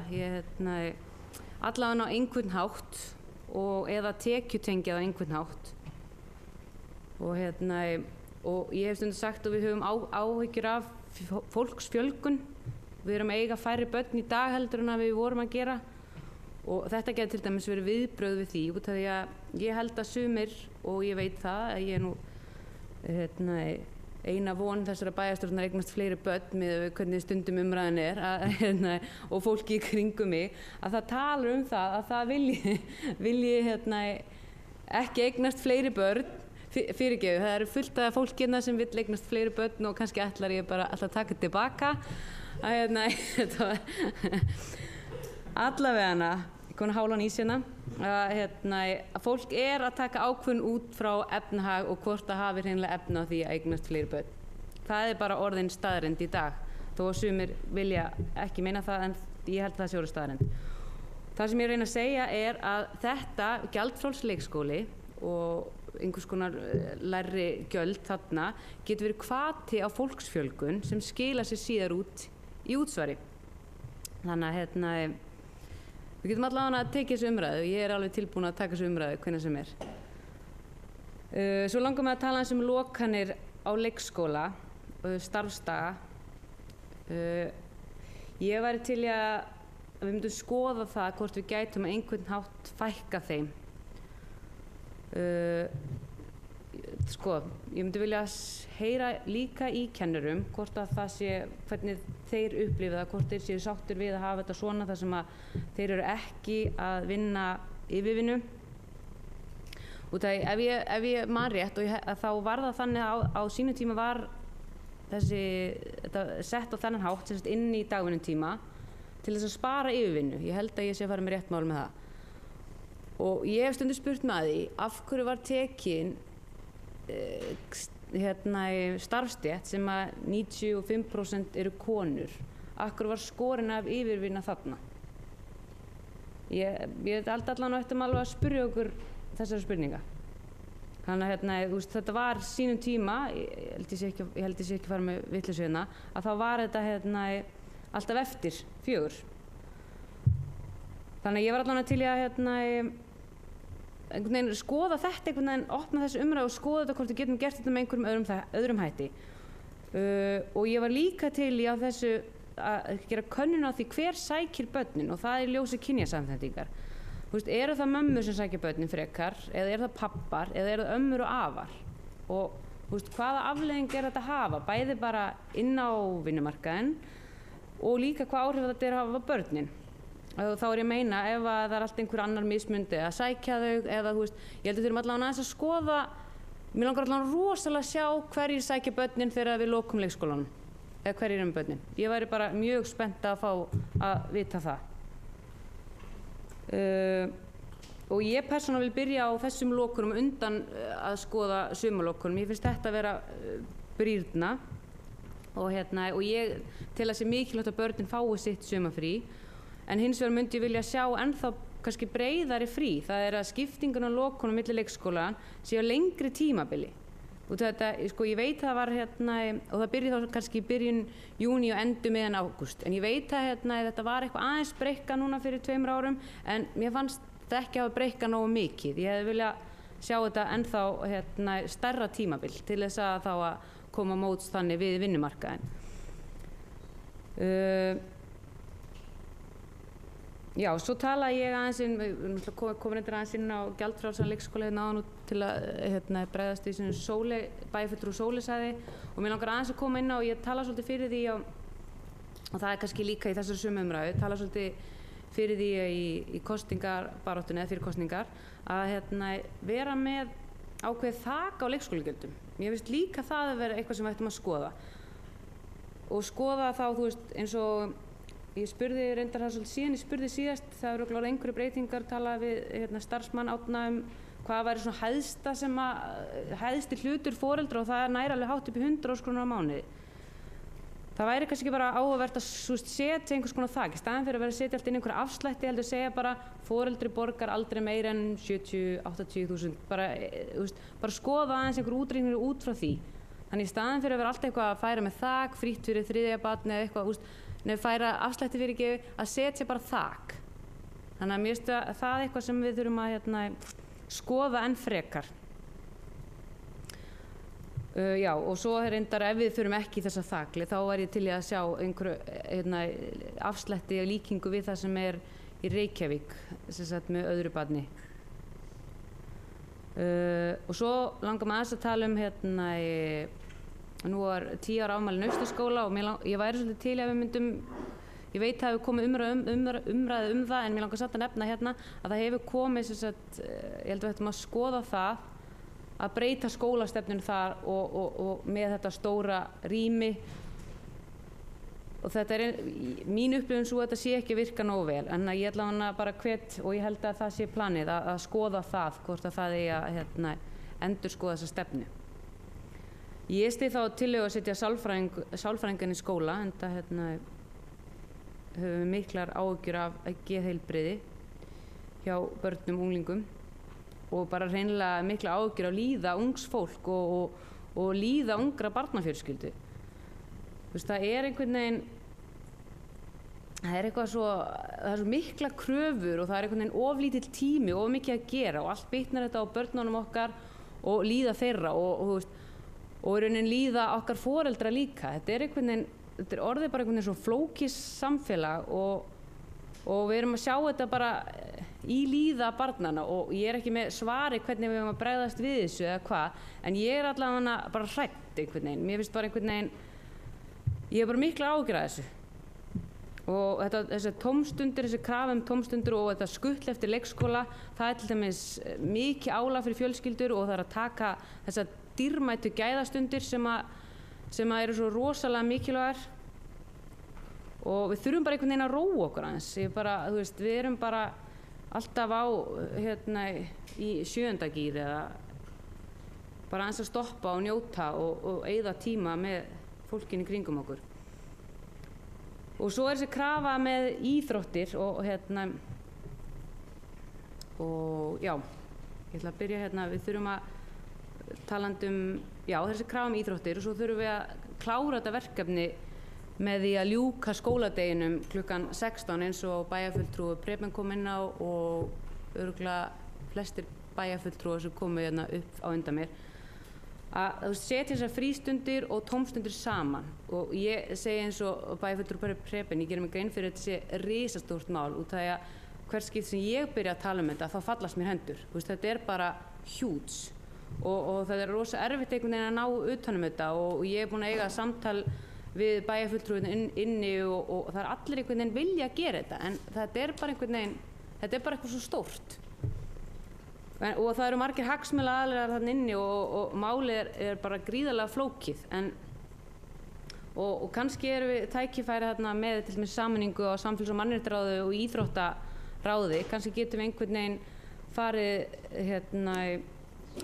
unni með það saman og nú er þetta orðið sama ráðið og sama deildin, þannig að já, ég held allavega við þurfum að skoða þetta mjög alvarlega og það er náttúrulega mikilvægast af öllu að það er að börnunum okkar líði vel og það er þó að sé ekki akkurat þetta barn sem er að æfa þá er það samt með í bílnum þegar þú ert á skutlullum og þetta er mjög mikið og síðan er náttúrulega líka sem er partur af þessu öllu eins og ég kom inn í náðan, þessi krafa ég fann fyrir ég og barn sem er 5 ára og þegar hann var hvað ætla hann verið 3 ára eða eitthvað 3-4 ára, þá var að fara að spurja mig hvað ég var að æfa með barnið, hvort ég er að byrja með hann í fótbolta eða 5-leikum og eitthvað og ég var bara svona, ok, á maður að fara að, byrja á því og ég sendi hann í 5-leika og dró hann á fætur kl. 9 á laugardagsmorgnum og þurfti að vekja hann og honum fannst það bara hundleiðilegt og allt í einu bara áttaði mig á þau bara, hvað er ég að gera? Ég er bara að draga barnið út af mér finnst einhver krafa á því að ég eigi að vera með hann í einhverjum íþróttum. Þetta er eitthvað bara, og þetta er það sem foreldrar eru að upplifa og þetta var það sem ég upplifði þó ég eigi að vita betur, þá samt einhvern veginn fjall í þessa gildru. En ég hætti bæði með henni í fótbolta og 5-leikum út og hún fannst það bara ekkert skemmtilegt, þannig að þetta bara miklu fyrir ekki að vera, leika sér sjálfur með boltan og hann fer þá bara seinna, það er nógu tími, eða ekki, eða bara í söng eða eitthvað. Já, allavega það er mikilvægast af öllu að við einhvern veginn finnum eitthvað jafnvægi og bara förum einhvern veginn að bregðast við því hvað er orðið mikið álag og hvað við okkur öllum fann að líða illa ef við getum næstu orðað þannig og búa, ég verða bara að segja þetta aftur, við verðum að búa til fleiri gæðastundi með börnunum okkar og bara með fjölskyldunni það er bara rosalega mikilvægt og já, ég er farin að líta á klukkunni fólk í kringum þannig ég ætla að vera að hætta þessu ég sammála með Myndrínu og það sem bæjarfulltrúi Eva Hrund kom inn á þetta er bara eitthvað sem við verðum að koma inn í skólana og svo ætla ég líka að koma inn á að það er gott að ársreikningurinn kom vel út að ég er bara búin að tala að eyða peningum og ég held að já, svo ætla ég að hrósa starfsfólki í skóladeildar, mér finnst það alveg frábært og alltaf gaman að hitta ykkur og fara yfir þessu mál og ég ætla að hætta. Takk fyrir. Bæjarfulltrúi Silja Dögg hefur lokið máli sínu, næst tekur til máls Guðmundur Baldvin Guðmundsson bæjarfulltrúi. Gerum við ráð fyrir 45 mínútum. Forseti ágæti bæjarfulltrúi, ég ætla að tala stutt. Ég ætla bara, mér langar að koma þetta upp varðandi það vegna þess að bæjarfulltrúi Eva talaði um það að varðandi opnunartíma leikskóla sumar, opnunartíma þá man ég eftir því að ég svaraði einhvern mann að nú ætluðum við að taka þetta musti fyrir og ætluðum að það var í tillögum aðgerðahópsins sem voru ræddar bara í bæjarráði þegar við vorum að fara yfir stöðuna og svo síðast að þá var sem sagt, þá vorum við kynntu við það að við ætluðum aðgerðahópin alltaf í rauninni að verkefni hljómaði svo að kannaði verið kostur og galla þess að breyta opnunartíma sumarlok og leikskóla. Jafnframt verður skoðað opnunartíma leikskóla almennt og þessu skildi vera lokið, Akureyrarbær skildi ljúka þessari vinnu fyrir samþykkt fjárhagsáætlun 2018. Það er ekki alveg heldur rétt sem að bæjarfulltrúi Eva kom með að það var allir bæjarfulltrúar sammála því að það þyrfti að breyta þessum opnunartíma leikskóla sumaropnunartíman, það er ekki alveg svo. Þannig að ég held að þetta sé eitthvað sem við þurfum bara að skoða í þaula, þetta er flókið og hefur verið en það er til ýmsar leiðir og ég held að við skoðum það bara alvarlega hvernig það fer. Ég er ekki fróðasti maður, hér hafa margir góðir komið í pontu og talað skólamál og sýnir það bara hversu mikilvægur málaflokkurinn er skólamál eða fræðslumálin. Við erum að tala um að 7 milljarðar, því að það má ekki tala tölur, en 7 milljarðar fara til fræðslumálana. Það komi endurgreiðslur upp á 720 eða tekjur upp á 720 milljónir, þannig að það er ykkur 6,3 milljarðar sem fara nettó í þetta árinu 2017. Þetta eru miklu peningar og það er eðlilegt að við tölum þetta. En við megum ekki bara eins og bæjarfulltrúi Sóley tala peninga, við verðum líka að hugsa hvað við erum að gera í skólunum og ég held að það sé mikilvægt að við horfum til þess. Mér finnst við líka bara þurfa aðeins að því ég var nú að tala hér ársreininga áðan og tala reyndi að vera bjartsýnn og sagði hvað við verðum að gera góða hluti, að við erum líka að horfa til þess að það er verið að gera ansi góða hluti í skólanum okkar þó að menn sé ofta mála hlutina dökkum litum. Ég held að skólakerfi okkar sé að mörgu leyti mjög gott og ég getur heldur við eigum bara pínu þetta stolt að ég var til þess að fá boð í dag á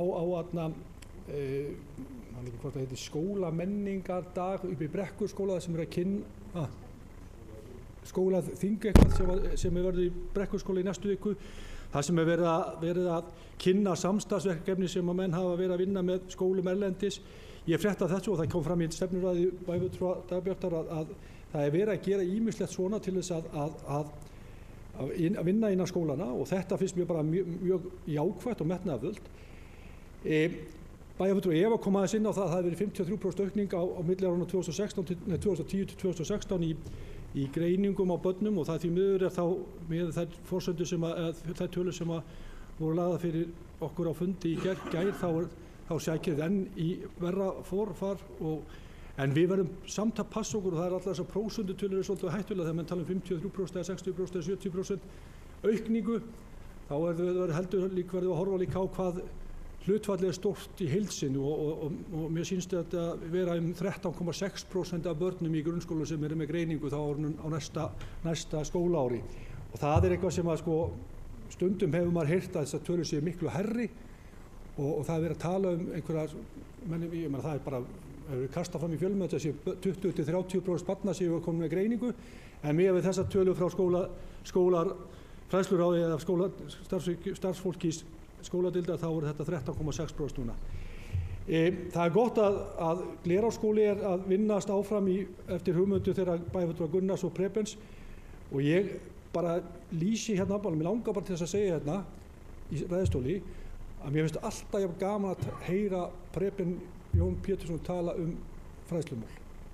Hann er svo hugmyndaríkur og það er svo gaman að hlusta á menn sem að hafa tala svona eldmúð. Ég bara segja alveg svo Ég get ekki, mér finnst þú varpar hérna fram alls konar hugmyndum sem færi okkur til að hugsa út í kassan. Ég tel það bara að vera mjög jákvætt. Bæjarfulltrúi Sóley kom líka með að hugsa út fyrir kassan, talandi að gera hluti öðruvísi. Og ég held að þetta sé lykillinn að því hvernig við ætlum að halda áfram til framtíðar. Ég held að við þurfum að pínlítið að velta fyrir okkur hvað getum við gert öðruvísi heldur en getum við gert í dag. Ég held að skólakerfi sé gott í heildina en við getum gert hlutina betur. Við erum búin að vera að bæta mannskapinn í skólana. Við erum ekkert að sjá það beint til árangri. Við erum að fjölga börnum með greiningu og við þurfum bara að kryfja þetta og reyna átta okkur hvað við getum gert þetta öðruvísi. Ég hef ekki svörin og ég heyri það að hér er fullt af fólki sem hefur hugmyndir og ég held að við verðum bara til lengri tíma litið þá verðum við að setjast kannski yfir þetta og reyna átta okkur á því hvað er hægt að gera betur. Aðeins að því sem að bæjarfulltrúi skal ég segja Silja kom inn á. Þau eru náttúrulega saman í meirihluta og hún kom hérna með fullt af alls konar hugmyndum að auka kostnað og við erum að tala það. Ég er ekki að tala móti kostnað en ég held að við þurfum samt aðeins að bregðast við. Hún talaði það að við ættum að reyna að gera þetta svona að við ættum að búa til fleiri gæðastundir með börnunum okkar og við ættum að horfa á það að við færum bara beint með börnin okkar eftir kl. 4 en á sama tíma talaði hún að hún vildi breyta því þannig að leikskólakennarar færi að vinna í yfirvinnu eftir 4. Þannig við erum aðeins að því að hún vildi fara að fækka starfstöðum. Starfstöðarnir eru til þess akkurat að vinna vinnu sem að leikskólakennarar þurfa að vinna og ég veit það ekki, mér langar til bara að vita það og kannski er ég bara svona villigötum en bara spurningin er vilji leikskólakennara til að vinna yfirvinnu. Og ef það er ekki og við erum að bregðast við með þessum hætti og við erum að tala um að búa til barnvænt eitthvað og gera hlutina þannig að við getum sinnt börnunum okkar að leikskólakennara eiga líka börn. Maður velti fyrir sér, er það rétt að segja við þau, við ætlum að láta þau vinna yfirvinnu svo við getum, þetta er samspil. En ég kann ekki lausna hvernig við ætlum að leysa þetta vandamál með leikskóla, þessa skal ég segja starfsdaga. En Gjaldfrjáls leikskóli kom hérna fram, það kostar okkur peninga, kom ekki tóna það kostar peninga, en kannski er þetta bara eins og með gamlan framsóknarmann sem einu sinni vildi ekki fá litasjónvarp. Það er kannski eins með mig að ég telli það ekki hægt að taka upp gjaldfrjáls á leikskóla, en ég held að það sé kannski verður það framtíðin. Vinstri grænir hafa talað um þetta á Alþingi, en ég held að þá verðum við líka bara að fara að velta fyrir okkur eilífa verkefninu. Það er bara hvernig við erum að skipta kökunni, það er að segja tekjuskipting ríkis og sveitarfélaga. Kannski þurfum við bara að fá meira inn í okkar samfélög af heildarkökunni til þess í rauninni að geta boðið upp á slíka þjónustu. Það er eitthvað sem við þurfum að horfa til. En ég er samt, mér langaði aðeins á því að það er ekki spurning til Dagbjartar, það er bara langaði aðeins varðandi 11% skort sem börn líða í stærri samfélögum eins og Bæjarfjöldur Sóli. Það er náttúrulega sorgleg staðreynd ef að slíkt er, en þetta er einhver könnun sem UNICEF gerði eða virti. Maður velti liðs fyrir sér hvernig er við með einhverja statistik á þessu, vitum við þetta eitthvað, vita fræðsluyfirvöld eitthvað hvernig staðan er, vegna þess að þeir eru þeir næst börnum hérna í samfélaginu. Erum við búin að gera eitthvað greiningu á þessu, vitum við hver fátækt er á Akureyri? Af því að það er hægt að segja þetta einhver staðar, en er hún 11%? Er hún meiri eða minni? Ég veit það ekki. Það væri fróðlegt að vita, en ég vona hún sé ekki 11%. Takk fyrir. Bæjarfulltrúi Guðmundur Baldvin hefur lokið máli sínu. Næst tekur til máls bæjarfulltrúi Gunnar Gíslason.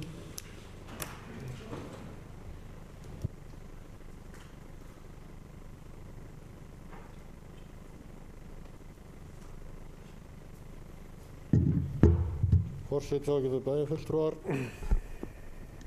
ég ætla ekki að tala stutt.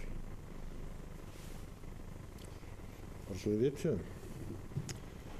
Ég ætla að byrja hérna aðeins á einu atriði sem að mér finnst dálítið gaman að tala en ég er bara ágætt að tala Sko, það er þetta með gjaldfrían leikskóla fyrir það fyrsta. Gjaldfrí leikskóla er ekkert endilega eitthvað nýtt fyrirbrigði. Þetta er náttúrulega búið að vera í umræðinu mjög lengi. Það sem stendur í mönnum er alltaf þessi kostnaður. Þetta snýst í raun og veru ekkert annað. Sveitarstjórnarstigi hefur alltaf sagt já, við getum ekki haft gjaldfrían leikskóla meðan að ríki kemur ekki með fjármuni til að mæta. Þetta er bara umræða. Ég held að séu sjálfur sér allir sveitarstjórnarmenn og bara vel þenkjandi fólk það bara sér kosti við það að hafa leikskólan gjaldfrí. Það er ekki málið. Ég sé líka alveg klárlega að ef að ríki stæði undir þeim kostnaði sem það ætti að standa undir í öldrunarmálunum, þá væri við með þarna einhverja 460 milljónir. Ætli þær myndi ekki duga til þess að gera leikskólan gjaldfrían plús það að taka inn einsásbörn. Ég get alveg trúa því að það er langt með það. Þannig að málið er bara leyst. Er það ekki? Nei, ég alveg verið að tala þetta er alltaf spurning um ákvörðun. Þetta er spurning um forgangsröðun, þetta er spurningin að hvernig við ætlum að nýta þessa skattpeninga sem við erum með á milli handana. Ef að ég ætti á forgangsraða þá myndi ég segja byrjum á því að taka einsásbörnin inn í leikskóla. Byrjum á því. Losum í svona einföldum kerfið fyrir foreldra. Fæðingarorlofið á að vera 1 ár. Það á bara að vera 1 ár. Foreldrar eiga að vera heima hjá börnunum sínum til 1 árs aldurs. Það á bara að vera þannig. Síðan á leikskólastigi að taka við þessum börnum. Og þá getum við spurt, þurfum við þá ekki að fara að byggja? Nei, við þurfum ekkert að byggja. Ekki hérna á Akureyri. Við erum nóg pláss í skólahúsnæðinu sem við erum með. Nú er ég ekkert vinsæll hjá leikskólafólki af því ég sé 5 ára börnin bara inn í grunnskólanum. Hvort sem það er á forsendum leikskólans eða forsendum grunnskólans eða bara forsendum beggja. Það er ekki vandamál. Þar með erum við búin að búa til pláss fyrir einsásbörn. Að megninu til. Við eigum rýmin í grunnskólanum ef við bara skoðum þetta. Þá er þetta ekki vandamál hérna á Akureyri vegna þeirra fjárfestinga sem við fórum í á sínum tíma. En þetta gerist ekki svona með einu pennastriki, þetta er eitthvað sem við þurfum að taka og skoða í alvöru hvernig við ætlum að leysa. En ég gerir mig líka grein fyrir því að þarna þarf þá að leggja inn fjármuni því að einsásbörnin taka með sér helmingi meiri mönnun og ríflega það heldur en 5 ára krakkarnir. En við erum, eins og bæjarfulltrúi Preben kom hérna inn á áðan, með því að fara inn í þessa breytingu að taka samræmduprófin í 9. bekk, þá er ég bara algjörlega sannfærður um það að við erum að sjá á næstu árum töluverðar breytingar á því hvað fara margir nemendur úr 9. bekk upp í framhaldsskóla án þess að taka 10. bekk. Og ég held að þetta sé ekki ólíkt því sem gerist kannski í Danmörku og víðar. Mínu veit er það bara besta mál.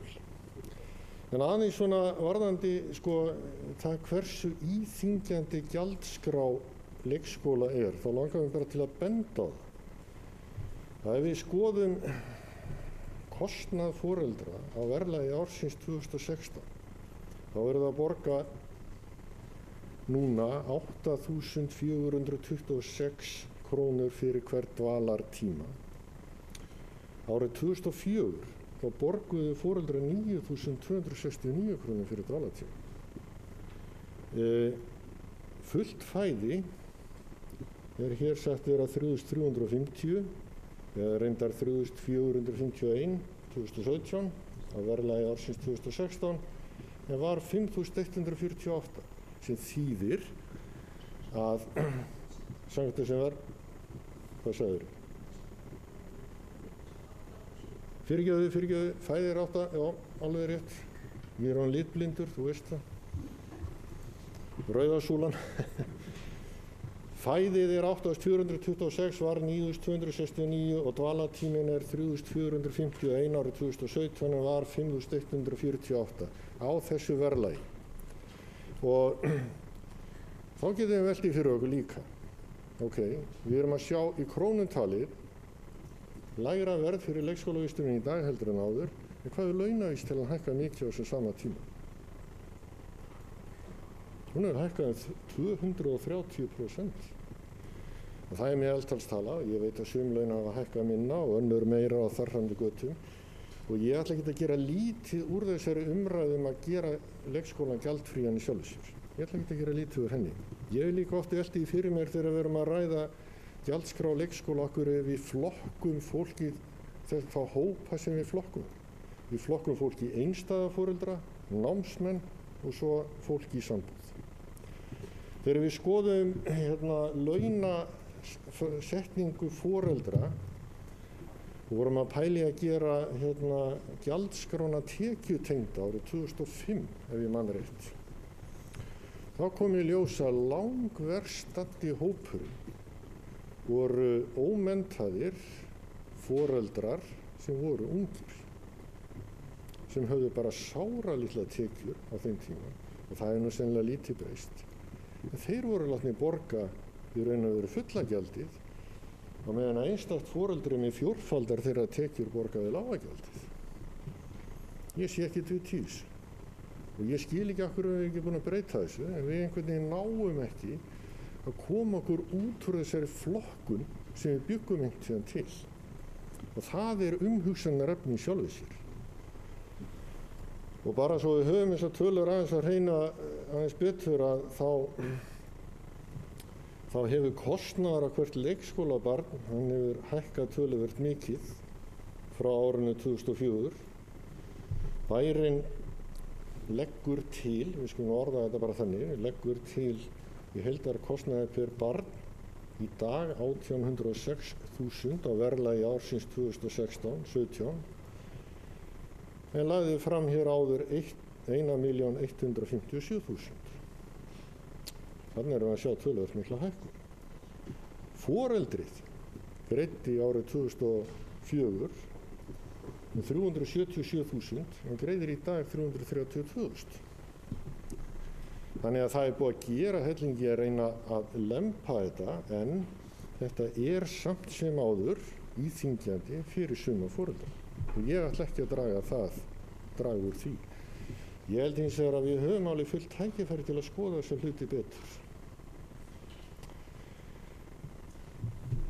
Síðan er það kannski að stefnuræðu formanns fræðsluráðs sem ég haf farið rétt með Dagbjartar, bæjarfulltrúa Dagbjartar, þá ætla ég bara að þakka fyrir hana eins og aðrir. En mér langar aðeins til þess að koma fyrst inn á barnasóknum. Ég held að vinnan við það að koma barnasáttmálanum svona í framkvæmd hérna í bæjarfélaginu sé gríðarlega mikilvæg. Og hún snýr að því að hugsa kerfið dálítið út frá börnunum og þörfum þeirra. Og það það sem skólakerfið á að snúast hvort sem leikskóli eða grunnskóli.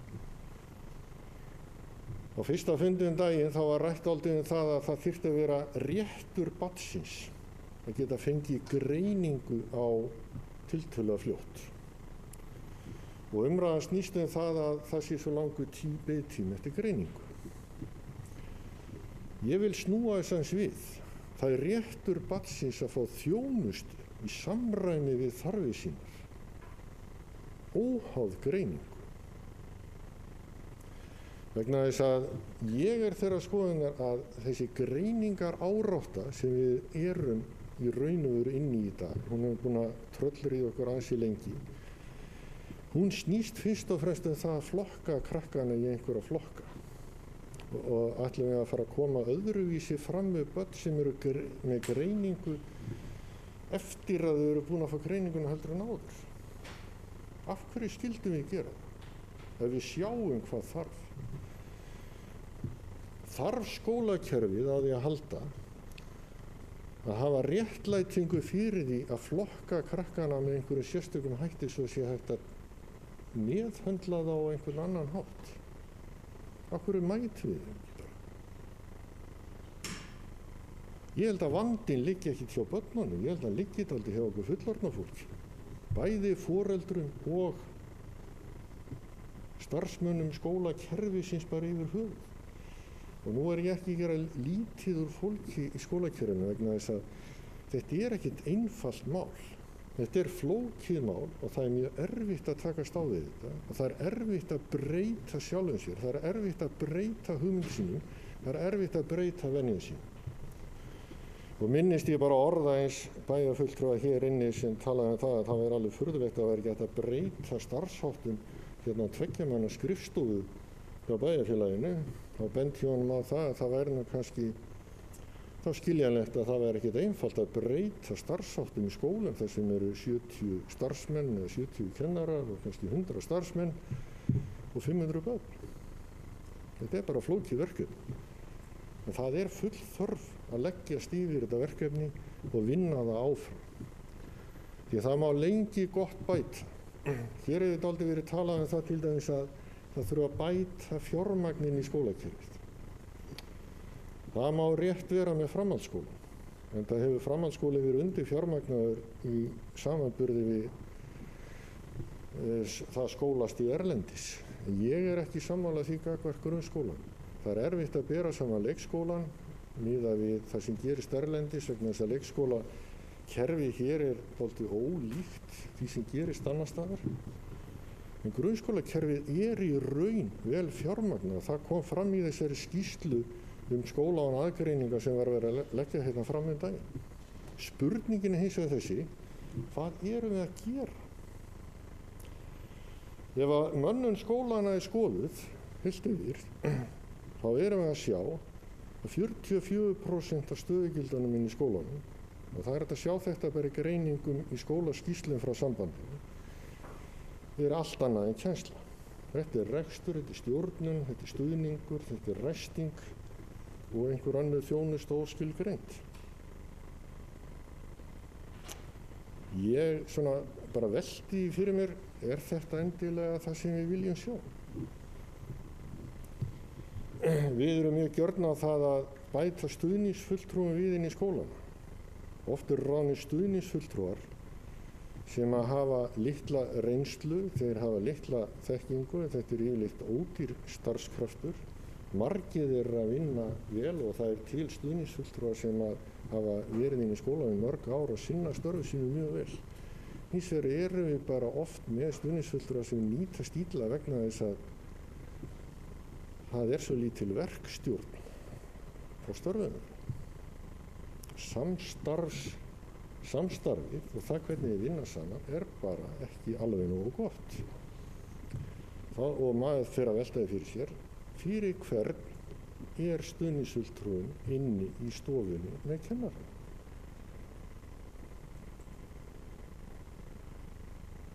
Ég ætla ekki að svara því, sko. En við getum alveg spurt okkur aðeins.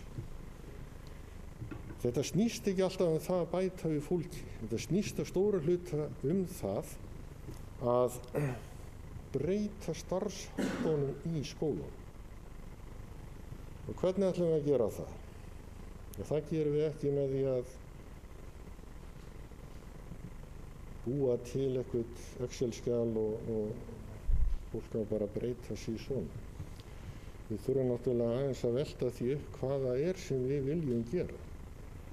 En ég ætla að benda á það, ég tók saman hérna einhvern smá samantekt, af því að við tölum gjarnan um það að skólakerfi hérna sé ekki nógu öflugt og við berum fyrir okkur til dæmis niðurstöðu hérna PISA vegna þess að það er raun og verið einu mælingarna sem við eigum á því hvernig við stöndum í samanburði við önnur lönd. Sumir segja að þetta sé arfa vitlaust próf og rífa það og tæta það. Ef það er vitlaust hér þá er jafn vitlaust annar staðar. Þannig að það hlýtur að vera það bara jafn vitlaust þannig að það er ennþá hægt að bera það saman í sjálfu sér. Ef við erum að hugsa þetta þannig. En ég er bara velti fyrir mér, hvað hefur breyst frá árinu 2000 til 2015, 16, 17? Hvað hefur við verið að gera? Ef við skoðum bara staðreyndir, þá sjáum við það að hlutfall kennara með leyfisbréf sem þýðir það að þeir hafa útskrift úr háskóla hefur stóraukist. Það er nánast allstaðar einhvers staðar nálægt 100%. Við höfum lengt grunnskólan sem nemur 2 árum þegar við berum saman þann tíma sem nemendur í grunnskólanum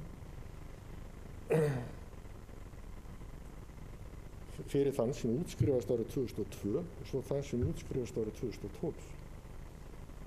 Við fjölgum skóladögum 10 á hverju ári, við höfum fjölgað tímum síðan árið 2000 töluvert og þegar þetta er tekið saman þá nemur þetta hátt í 2 skólanum.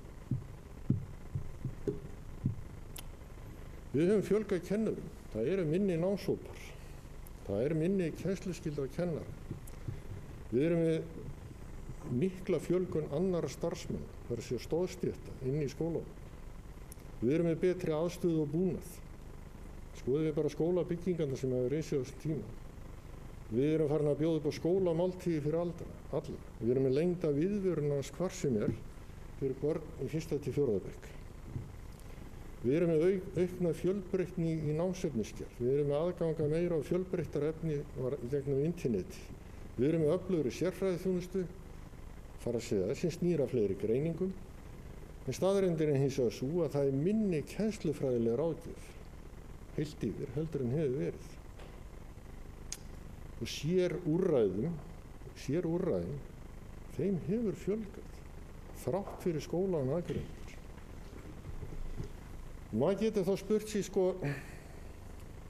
líka af því að það er alltaf verið að tala um það að nemendum líði verr og það er allt miklu verra. Þegar við skoðum hins vegar niðurstöðu kannana sem eru gerðar á skólabrá og bekkjaranda til dæmis í gegnum PISA-prófin, þá líður nemendum almennt betur. Þau hafa jákvæðara viðhorf til skólans þegar við berum saman 2003 og 2012.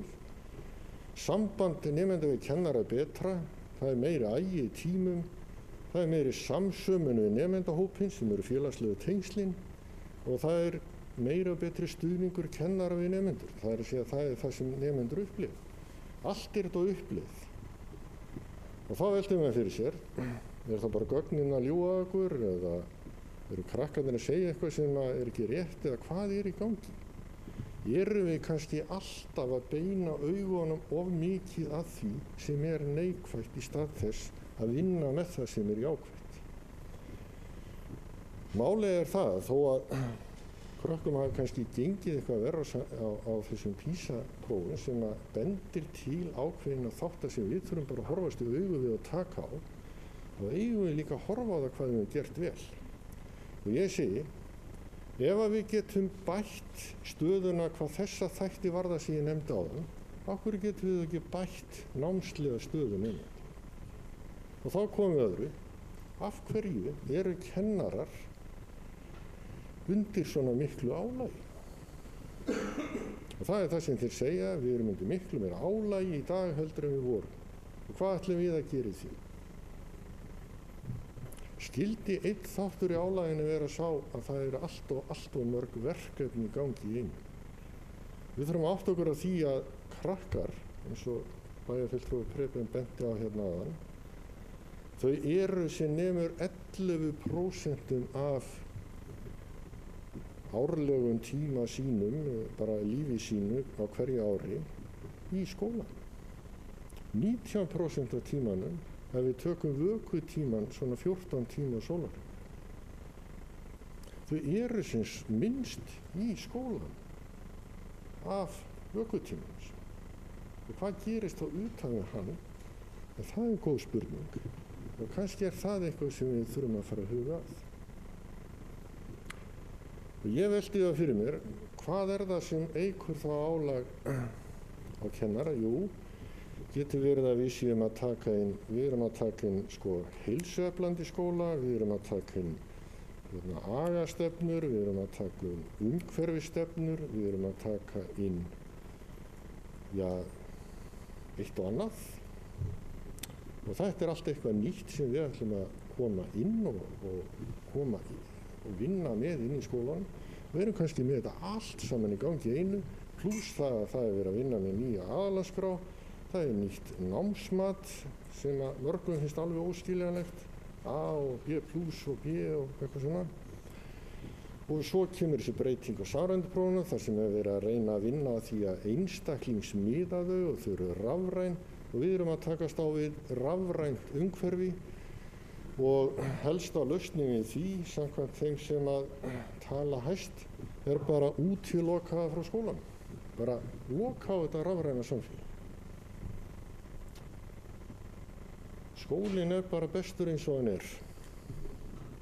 Þetta er náttúrulega bara fyrra. Ég meina við útilokum ekki breytingar og það sem við stöndum frammi fyrir þegar við erum að skoða þetta allt saman er svo þetta inn í hvers konar samfélag er þessi krakkar að fara þegar þau eru orðin 25 ára. Höfum við einhverja hugmyndu það? Gerum við okkur einhverja grein fyrir því? Og þið sem eigi eftir að eiga börnin hérna, ég er hættur því. Pæliði bara í því, sko, hvernig verður samfélagið til 25 ár? Hvað á að leggja áherslu á í skólanum og í uppeldi ykkar, hjá ykkar börnum, svo þau plummi sig í samfélaginu til 25 ár. Það með nefna við þrennt. Það er bara þögn í salnum. Nei, þetta er nefnilega sko, þetta er kannski stóra spurningi sem við stöndum alltaf framfyrir. Og af því að við erum að tala um það að tækin sé að valda þunglindi hjá stúlkum. Það var nú þunglindi hjá stúlkum áður en að þessi tæki komu til líka. Það var nú til eins tilraunaverkefni hérna fyrir nokkuð mörgum árum sem heitir Hugur og heilsa, sem sneri að því að greina þunglindi stúlkuna á unglingsárum. Það var raunin með það, en við höfðum aldrei pening til að sko kaupa þetta verkfæri hérna inn til Akureyrarbæjar sem forvarnaraðgerð. Ég held að við ætlum að fara að huga því. Vegna þess að það hefur sýnt sig að það er hægt að nýta það. Ég hef miklu meiri trú á svona markvissum aðgerðum heldur en það með fullri virðingu fyrir þeim tillögum að taka sálfræðinginn í skóla. Vegna þess að ég held að þurfi miklu meira að pæla í því hvað það er sem skiptir máli að gera til að draga úr þessum neikvæðu þáttum. Og við eigum þá að taka inn aðgerðir eða verkfæri sem hafa sýnt að skila árangur. Og svo eigum við að fara að horfa til þess sem er grundvallaratriði skólans. Hvað snýst skólinn? Hann snýst nám. Hann snýst það að undirbúa börn og unglinga undir samfélag sem þau munu ganga inn í og lifa í. Og þar er námið grundvallar atriðið og við þurfum að horfa til þess. Sko, ég held að við höfum dálítið týnt því leiðarljósi í allri þessari flóru alls konar verkefna sem að við viljum taka inn í skóla. Skólinn er eins og ég bent á áðan, bara lítið brotatíma barnanna og aðeins það sko hvernig við ætlum að leysa þetta með yngri börnin og frístundaskólan og búa til samfélaginnar. Við mistum klefan fyrir löngu síðan vegna þess að þegar við fjölguðum tímanum í íþróttahúsunum, byggðum fleiri íþróttahús, þá var svarið það að fjölga æfingum hjá öllum hópum og fara að setja upp æfingar fyrir alltaf yngri börn. Bæjarstjórnin var aldrei spurð það hvernig menn ætla að hafa þetta. Þetta kemur ekki fram í íþróttastefnunni. Þetta er bara eitthvað sem gerðist. Og við þurfum að styðja foreldrana náttúrulega í því að þurfa að velja að hafna og segja nei og taka símanu sambandi eða slökkva á rátefnum og kenna krökkunum að nota tæki. Ekki útilokað. En þá þurfum við hugsanlega að gera eitthvað sérstakt hér til að styðja við kennara og aðra sem í skólanum starfa. Ég getum talað hérna í klukktíma en ég ætla að hætta núna. Takk. Bæjarfulltrúi Gunnar Gíslason er lokið máli sínu. Ég ætla að biðja Sigríði Huld varaforseta að taka við stjórn fundarins og gefa mér orðið. 47 mínútur. Bæjarfulltrúi Matthías Rögnvaldsson hefur beðið orðið. Forseti, ágætu bæjarfulltrúar. Ég veit að ég verð því miður aðeins of oft æstur þegar ég fer að ræða skólamál. Þetta er bara, þetta er undirstaðan. Þetta skiptir rosalega miklu máli að það sé vanda til verks og þeir sem koma að þessum málum líði vel, vilja horfa til framtíðar. Þá er ég að tala kennara, starfsfólk og alla þá sem koma að þessum málum. Að fólk sjáu framtíðarsýn og hugsi með sér á hvaða leið eru við, hvernig viljum við gera þetta, er eitthvað sem við þurfum að breyta og sé alltaf að hugsa þannig. Mér finnst stundum umræðan vera svo að þetta sé allt í bara mólum eða þetta eru stríðandi fylkingar, samband íslenskra sveitarfélaga á móti kennurum og mér finnst það mjög miður vegna þess að þessi tilfærsla á grunnskólum til sveitarfélagana er ekki tilraunaverkefni, þetta er komið fyrir löngu og við þurfum að horfa til framtíðar hvernig við viljum breyta þessu. Ég hef látið orð flakka eins og það að við ættum bara að loka skólanum og opna þegar við værum búin að ákveða hvað við ætlum að gera. Kannski er þetta ekki svo alvarlegt, en mér finnst það rosalega vont þegar fólki líður illa í vinnunni og umræðan einhvern veginn virðist vera mjög dökk, mjög víða í samskiptum, kaffistofum og annað slíkt. Og það hlýtur að hafa áhrif á þann sem er í svona vanþakklátu umhverfi eða leiðilegu umhverfi eða hvernig sem voru það, þegar hann þarf að stíga svo inn í bekk og það eru kannski einstaklingar sem eru allavegna og allt það sko. En mér finnst þetta rosalega mikilvægt að við tökum þessu alvarlega og nú er að ég minnir í nóvember á þessu ári þá renna út kjarasamningar kennara. Og við þurfum það er verið að vinna í ákveðnum málum og við verðum að hugsa ákveðna hluti upp á nýtt. Við þurfum að koma í veg fyrir það að fólk sé að draukna undan álagi. Við erum að finna einhverja leiðir svo þessi rekstur gangi upp fyrir alla. Nemendur, kennar og annað starfsfólk og þá aðila sem eiga að reka þessar stofnanir út frá fjárhagslegum möguleikum. Mér finnst margt gott búið að koma undan fram í dag og ég er alveg vissu það að við getum örugglega eitt heilir í viku að ræða bara þessi mál. Og ég vil endilega að við ræðum þessi mál fljótt aftur og reynum að hugsa í lausn. Hvernig viljum við sjá, eins og bæjarfulltrúi Gunnar Gísla kom, hvernig sjáum við þetta fyrir okkur, hvað að taka við? Það var, með leyfi forseta, þá minni mig, það var Harvard skóli eða einhver álíka merkileg menntastofnun sem að talaði það að 6 ára börn sem var 6 ára í dag, sem kemur út á vinnumarkaðinn eftir þá vantarlega einhver 20 ári eða hvað það að 60 eða 90% af þeirra störfum væri ekki til í dag. Og það er ýmislegt búið að breytast.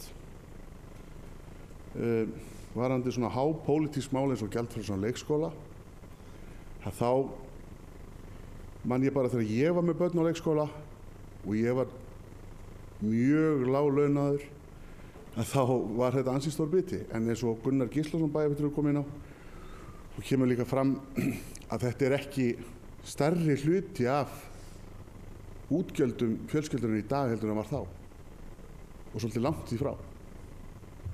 Þannig að það eru ýmislegt batnað en ég er ekki að segja að það sé gott. En ég er ekki að tala fyrir gjaldfrjálsan leikskóla, svo það komi fram. Ég vil þakka bæjarfulltrúa Dagbjörtu fyrir hennar stefnuræðu og þakka kærlega allt það góða fólk sem hefur komið að skólamálunum hér á þessu ári og undanförnum árum. Takk fyrir. Bæjarfulltrúi Matthías Rögnvaldsson hefur lokið máli sinn og biður hann að taka aftur við stjórn fundarins.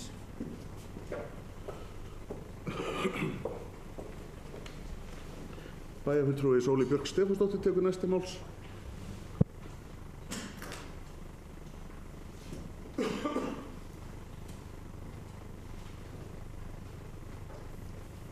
Forseti ágætu bæjarfulltrúar, ég er stutt orða vanda. Þetta er auðvitað risastór málaflokkur og mjög eðlilegt að það taki langa tíma að ræða þetta. Ég ætla að halda áfram að ræða gjaldfrjálsan leikskóla og aðeins svara svona pælingum sem hafa komið upp í sambandi við það. Ég ætla að byrja á því að fara aðeins betur yfir skortgreiningu UNICEF sem er mjög áhugaverð og bara út af því að bæjarfulltrúi Guðmundur Baldvin spurði út í hvort eða svona var að velta vingum með því hvort við vissum eitthvað það hvernig fólki leið á Akureyri eða börnin var á Akureyri. Þá ætla ég bara að segja til þess að lesa setja þetta í aðeins meira samhengi því ég var pínu knöpp með þetta áðan. Að þetta er sem sagt þessu skipt í 3 flokka. Það er höfuðborgarsvæðið, það eru stærri bæir og svo er það dreifbýli. Þannig að höfuðborgarsvæðið er ekki inn í þessari tölu. Á höfuðborgarsvæðinu mælist skorturinn 8,3%, í stærri bæjum 11,2% og í dreifbýli 9,6%.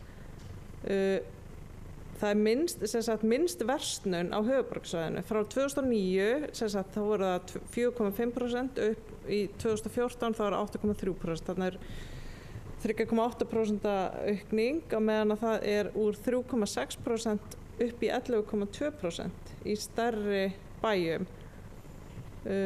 Og þarna hlýtur Akureyri klárlega að vega svolítið mikið inn í af því að það er búið að taka höfuðborgarsvæðið út og þessi stærri bæir já þá vegur allavega Akureyri helling. Þannig ég held að við ættum ekkert að gera okkur ómikla vonir að við séum eitthvað öðru sem þetta. En þetta er mjög áhugaverð skýrsla. Hún var auðvitað mikið í umræðinni fyrir svona cirka ári síðan þegar hún kom út, en við ættum kannski að leggjast aðeins betur í hana, en það er líka mikil umræða í samfélaginu fátækt þessa dagana út af útvarpsþáttum sem Mikael Torfason hefur verið að gera og umræðu í Silfri Egils helgina sem ég skora á ykkur öll að hlusta á þessa útvarpsþætti. Varðandi gjaldfrjálsa leikskóla og ger ég mér auðvitað eins og ég sagði grein fyrir því að þetta eru mjög miklar upphæðir og ég alveg sammála því að það alveg eðlilegt að ríkið komi inn í þetta, hvort sem að kemur þá inn í þetta verkefni í gegnum jöfnunarsjóði eða hvernig, en það sem ég vil segja að við ættum að þrýsta á ríkið, að því við erum málsvara fólksins í samfélaginu okkar. Það miklu meiri fjarlægð og þess vegna var ég að tala þessa nærþjónustu, þessa grunnþjónustu sem að við sinnum á sveitarfélagastiginu og við erum málsvarar okkar fólks og við ættum að mínu mati að þrýsta á ríkið breytingar á þessu kerfi. Og ég alveg fullkomlega sátt við það að við gerum þetta ekki á einu bretti og að við færum í einhvers konar þróun og byrjuðum einhvers staðar. Auðvitað hefur eins og hefur verið bent á að þá hefur kostnaðarþátttaka fólks lækkað.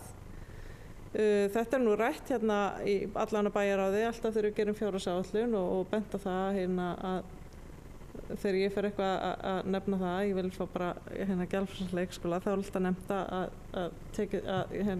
kostnaðarþátttaka sé lægri heldur en segir til í skólastefnu eða svona opinberu stefnu. En ég bara, og eins og flestir taka fram að þá gerir fólk sig grein fyrir því hversu stór biti þetta er fyrir fólk og það líka annað sem er í sambandi við fátækt, að þá þetta til sem ég var að benda á að samkvæmt þessari skortgreiningu þá það yngsti hópurinn þar þau börn sem yngstu foreldrana sem líða mestan skort og það þetta út á þessu, þetta mikil kostnaður, bara dýrt að eiga börn og það þarf bara að taka mið af þessu og ég meina í mínu það væri mér að meinalaus að við byrjuðum á því að tekjutengja niðurgreiðslurnar. Það væri bara ljómandi góð byrjun. En hins vegar þá náttúrulega líka áhugavert að skoða þessa skortgreiningu með skoða þessa rosalegu aukningu á misskiptingu, af því að þessi greining hún lítur að því að fátækt og velsæld eru afstæð hugtök og fátækamaður á Íslandi getur verið forríkur einhvers staðar annars staðar og þetta spurning jöfnuð í samfélaginu og þarna augljóslega miðað við þessar rosalega hækkandi tölur að þá augljóslega erum við ekki á réttri leið þar. En eins og ég sagði þá hlakka ég ótrúlega mikið til að við förum að vinna skólastefnu og ég vona svo sannarlega að við komum því í verk og ég get nú alveg tekið undir gagnrýni á það og ég meina og einhverjar útskýringar sem lúta væntanlega að því að það hefur verið útskipting formanni fræðsluráðs og en ég held þetta sem mikilvægt en ég held þetta sem líka rosalega skemmtilegt og síðan líka við höfum þarna tíma fram að því að samningar renna út í haust sem ég held að við ættum að nýta vel til að tala við kennara og ég bara lít svo á að það sé eitt af stærstu kannski verkefnum fræðsluráðs núna og fræðsludeildar sviðsins að eiga bara samtal við kennara einhvern veginn eins og búið að nefna það verður bara að fara einhvern veginn að komast að einhverju vandinn og velta upp einhverjum lausnum og einmitt auðvitað í þá samráði við kennara, foreldra og nemendur. En takk fyrir.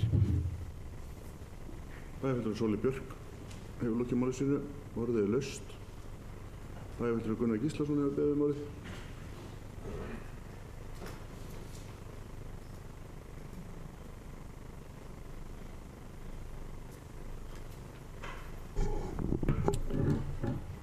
Ég glemdi áðan að ég ætlaði nú að óska öllu fólki með Downs til hamingju með daginn.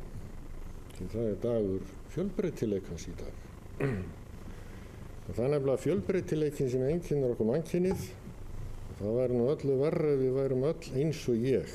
Ég er ekki alveg viss að við myndum þola það. En og það kannski það sem skólakerfið þarf að hugsa dálítið það þetta að við erum ekki eins og við þurfum að bregðast í því. En ég ætlaði aðeins að koma inn á þetta með fátækt og skort í samfélaginu. Ég efa það ekkert miða við það sem að maður hefur séð og heyrt að það sé fólk sem að hefur það ekki gott.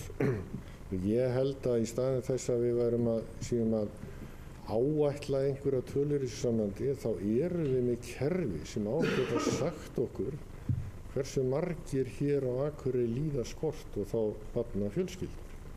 Við erum til dæmis með félagskerfi sem að taka á þessum málum, þar sem að fólk að fá í raun og veru styrki. Við erum með Vinnumálastofnun þar sem að fólk að leita inn vegna atvinnuleysis og þar fram eftir götum. Og ég held við ættum bara að ákveða það að skoða þetta mál bara í kjölinn og fá bara upplýsingar þetta til að vinna með. Grundvallaratriði öllu að tala út frá einhverjum upplýsingum en ekki einhverjum sleggjudómum og yfirlýsingum eins og mér finnst stundum hljóma í fjölmiðlum þar sem menn að reyna að berja sig til riddar á kostnað einhver annar á þess að ég átti mig á því hvað þeir að fjalla. En þetta er eitthvað sem við eigum bara að velta fyrir okkur og ég held að ef við horfum inn í skólana þá sé verið að reyna að mæta það öllum og ég veit ekki annað en að fólk þar geri allt sem það getur til þess að börn upplifi sig ekki verandi, líðandi skort í skólanum. Ef það ekki efni á því að greiða fyrir matinn þá verið að veita börnum samt mat. Það bara verið stefna lengi og ég veit ekki til þess að nokkuð sé stoppaður þegar þannig líður. Og ég held að það sé hluti bara þessu og það náttúrulega hluti af þessari stefnu sem ég held að allir í skólum hér vinna eftir og það það að styðja við þá einstaklinga sem meina mega sín og líður illa og ég held að sé alltaf svo hugsun í gangi. Spurningin bara hvernig við styðjum fólki að gera þetta. Þannig að við höfum gott fólk í störfum hér hvað þetta varðar og ég held að skipti bara máli fyrir okkur að taka ákvarðanir það hvernig við ætlum að forgangsraða svo ætla ég enda á þessu. Ég hef alltaf verið þeirra skoðunar að sumarlokun eigi að vera 2 vikur. Ég hef bara verið þeirra skoðunar. Það á bara ekki að vera lengri. Börnin taka alltaf 4 vikur. Þau tóku 4 vikur þegar leikskólan var opinn allt árið. Þannig að það ekki vandamálið. Ef við ætlum að dreifa þessu, ef við ætlum að ná einhverju sátt í þetta, þá þetta eina leiðin að mínu viti. Og eigið þið það. Bæjarfulltrúi Gunnar Gíslason hefur lokið máli sínu. Næst tekur til máls bæjarfulltrúi Preben Jón Pétursson.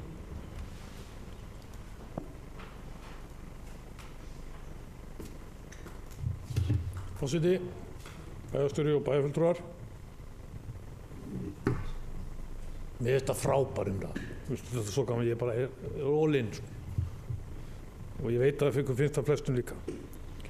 Og við förum út allt og ég get alveg tekið undir með bæjarfulltrúa Matt og ágætt að benda okkur á það að það ýmislegt gott að gerast í skólanum. Ég veit allt það.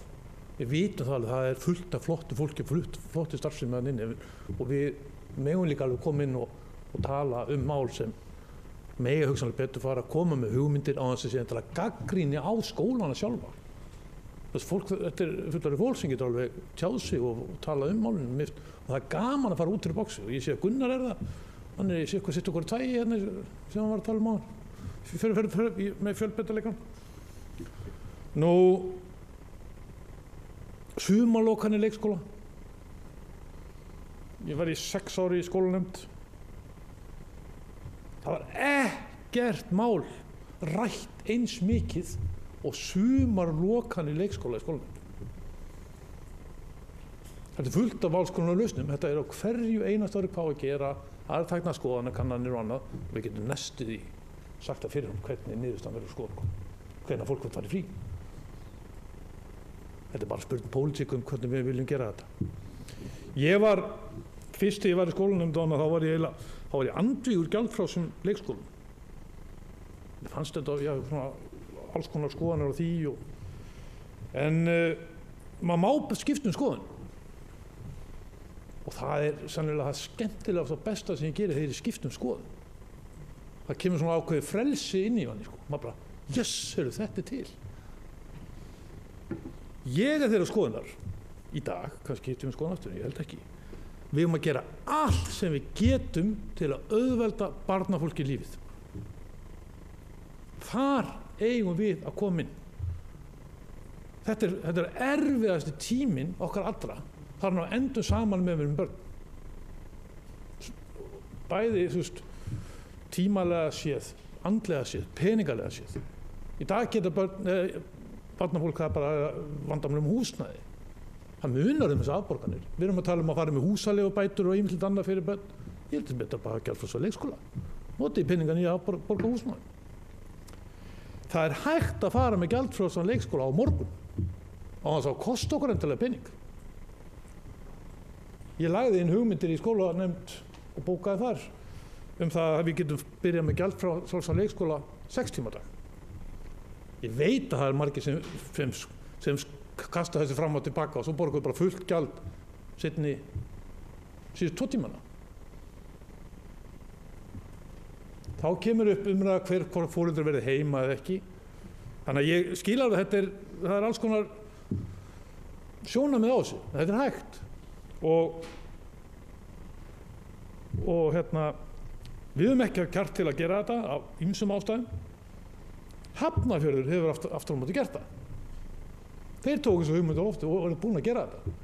Mér langar að spyrja formann skólanefndar og spyrja skólan, hvernig gengur í Hafnarfirði með þetta? Þeir fóru á stað.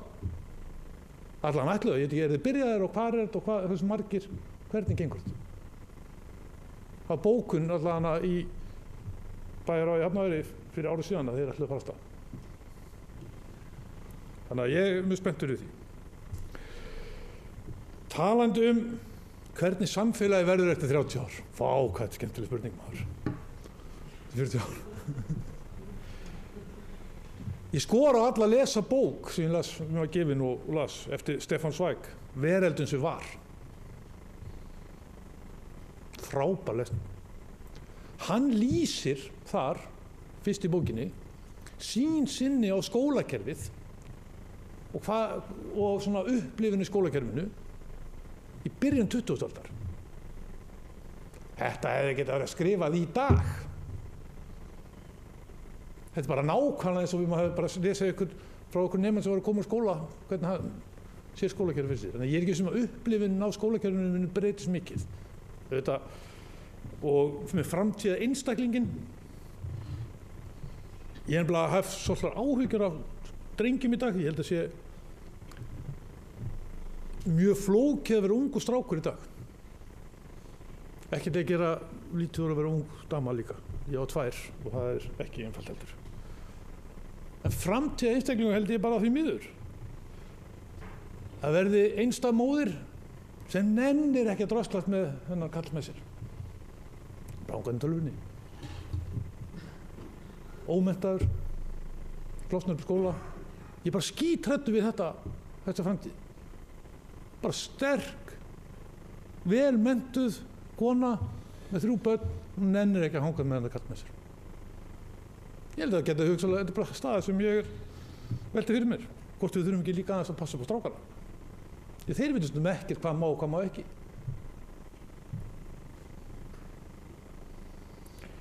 Framtíða einstaklingurinn er ekki sá sem verður bestur í tölvunni. Ég held að verðmætasti einstaklingurinn, nú kemur mér eitthvað orð sem ég skil varla sjálfur, sem er góða félagslega greind, sem kann samskipti, sem kann að tala við fólk, sem kann að miðla samskiptum. Þetta verða verðmætasti einstaklingarnir í framtíðinni. Spá ég, á þess að vita það. Því að við erum bara að glatta þessu, því miður. En takk og þakka öllu starfsfólki skólana fyrir frábær störf. Bæjarfulltrúi Brynjar Pétursson hefur lokið máli sínu, orðið er laust. Bæjarfulltrúi Dagbjört Pálsdóttir hefur beðið orðið.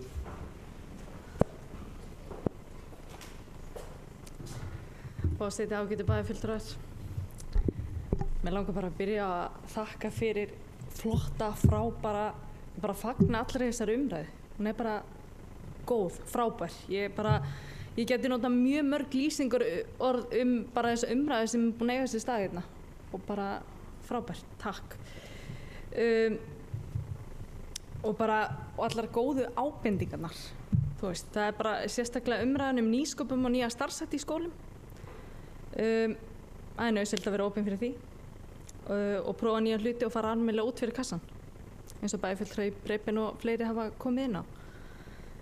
Mér langar líka að nefna varðandi væntingar til þeirra umbótaáætlana sem munu líta dagsins ljós í kjölfar vinnunnar við bókun 1 í kjarasamningnum. Það ríkir bjartsýni að úr þeirri vinnu komi hugmyndir umbætur sem varðandi eins og í vinnu inn í skólastefnuna. En fyrst og fremst þarf að horfa á allt skólastarf náttúrulega út frá barninu. Það þarf alltaf að taka barnið í fyrsta sæti. Og ég ætla ekki að vera langorð en bara svona örlítið svara nokkrum spurningum. Bæjarfulltrúi Eva kom inn á varðandi sumarlíku leikskóla ásamt mjög mörgum bæjarfulltrúum hér. Og það tek undir með bæjarfulltrúa Breiðbein. Þetta mikið rætt og þetta bara stórt og mikið mál. En núna allan þá voru setta reglur til 2 ára og það þarf náttúrulega að fara að hefja eftir vinnu hvað gerist næsta sumar.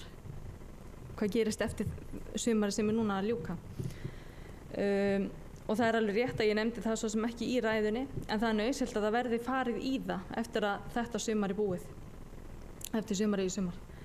Og mikill áhugi fyrir að skoða náttúrulega samræmda vinnudag barna, skóla og frístundir. Það mikilvægt að skoða það. Varðandi list- og verkefnakennslu, þá var rætt það síðast á skólastjórnarfundi í morgun og þar kemur fram að allir skólar að sinna list- og verkefnum nema tómmennt.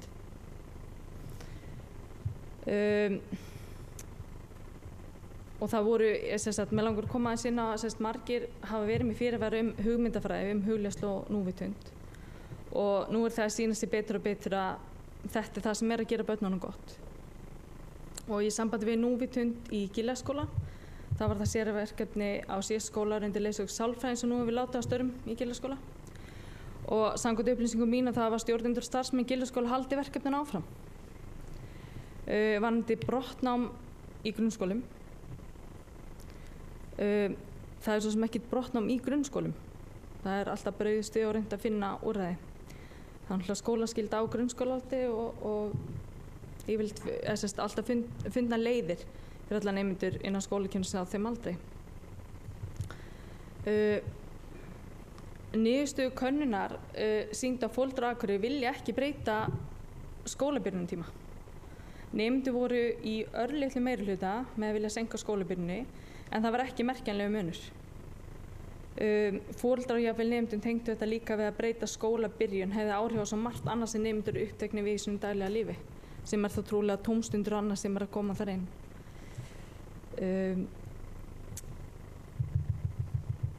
Bæjarfulltrúi Breiðbein kom með varðandi þessa prósentutölu á sérkennsluþörfum. Þetta eru frá árinu 2010-11 til hausins 2017 72% aukning en þetta náttúrulega og ég tek undir bara með svo mörgum hér það þarf að vinna þetta og það þarf að greina þetta og kryfja þetta. Hvar vandinn? Hvar getum við bætt? Það með forvörnum? En þetta klárlega vinna sem þarf að fara í gang. Ég var til starfshópinn í Glerárskóla. Nú þetta alltaf að byrja sko. Nú fyrir gleðin að hefjast og stefnumótun og nýsköpun í skólastarfinu gæti til dæmis fengið að birtast í Glerárskóla og aðeins þessar meiriháttar breytingar að kannski bara þurfa að stokka upp og skoða hvort við getum til dæmis blanda frístund inn í almennan skólada barna. Það gæti verið möguleiki á að opna nýja leiðir með fastri viðveru kennari í skólum sem það meiri binding. Ég veit því miður ekki hvernig þetta hefur gengið í Hafnarfirði en það væri mjög fróðlegt að komast að því og fá bara þær upplýsingar. Bæjarfulltrúi Sóli kom aðeins inn á af hverju varandi já, ég ætla aðeins að koma inn á af hverju mér finnst það að þurfa að vera víðtæka sátt um skólastefnuna. En það bara því það er erfitt að gera stóra breytingar á 4 ára fresti. Stóra myndin finnst mér þurfa að vera sameiginleg, bæði út frá byggingum og svo mörgu fleiri. Og mér langar að nefna líka bara í umræðinni við hennan gjaldfríar leikskóla sem búið að vera í umræði hjá mörgum hérna. Að talan í kringum 320 milljónir sem hann kostar á ári. Og það er alveg rétt, það er náttúrulega ákvörður bara sem þarf að taka hverju sinni hvort að þetta er eitthvað sem við viljum fara í eða ekki.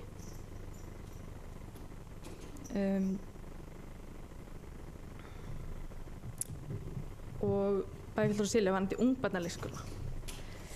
Við erum kannski meira að tala um ungbarnadeildirnar frekar en leikskóla sem eru fyrir heldur en sérstaklega ungbarnaleikskóla. Það er farsæll að hafa alla starfsemina á sama stað. Og varðandi lokanir vegna starfsstað, þá eru til dæmis starfsmenn á leikskólum sem óskuðu sjálfur eftir því að losna undan yfirvinnu. Starfsmennir eru ekki bundið kjarasamningi, en eingöngu undirbúningur sem er kjarasamningsbundin. En þarna er líka hugmynd að kannski er hægt að fjölga gæðastundunum þarna með að nýta starfsstaðan í leikskólum, af því við erum að ræða um gæðastundir. Og bara svona í lokin, varðandi prósentutöluna, hér ákveðin sem var nefnt bæði Mundi, Bæjarfjöldur Guðmundur og Bæjarfjöldur og Sóley, sem nefndaði með fátækt. Við vitum ekki hver hún er hér, en í tengslu við vinnuna sem er komin í gang, í tengslu við barnvæna sveitarfélagið, að þá fáum við kannski þær tölur með þeirri vinnu. Og það eru sérfræðingar úr háskólanum að safna ýmsum upplýsingum um stöðu barna almennt. Þannig að það eru kannski upplýsingar sem við fáum. Annars langum við bara í lokin að þakka enn og aftur frábærar umræður. Og það er greinilegt að allir hafa mikið að segja um skólamál. Og það er bara mjög fagnaðarvert. Takk kærlega fyrir. Bæjarfjöldur Dagbjört Pálsdóttir hefur lokið máli sínu, orðið er laust. Það sem enginn hefur kastið hljóðs, þá göngum við til næsta liðar í útsettu dagskrá.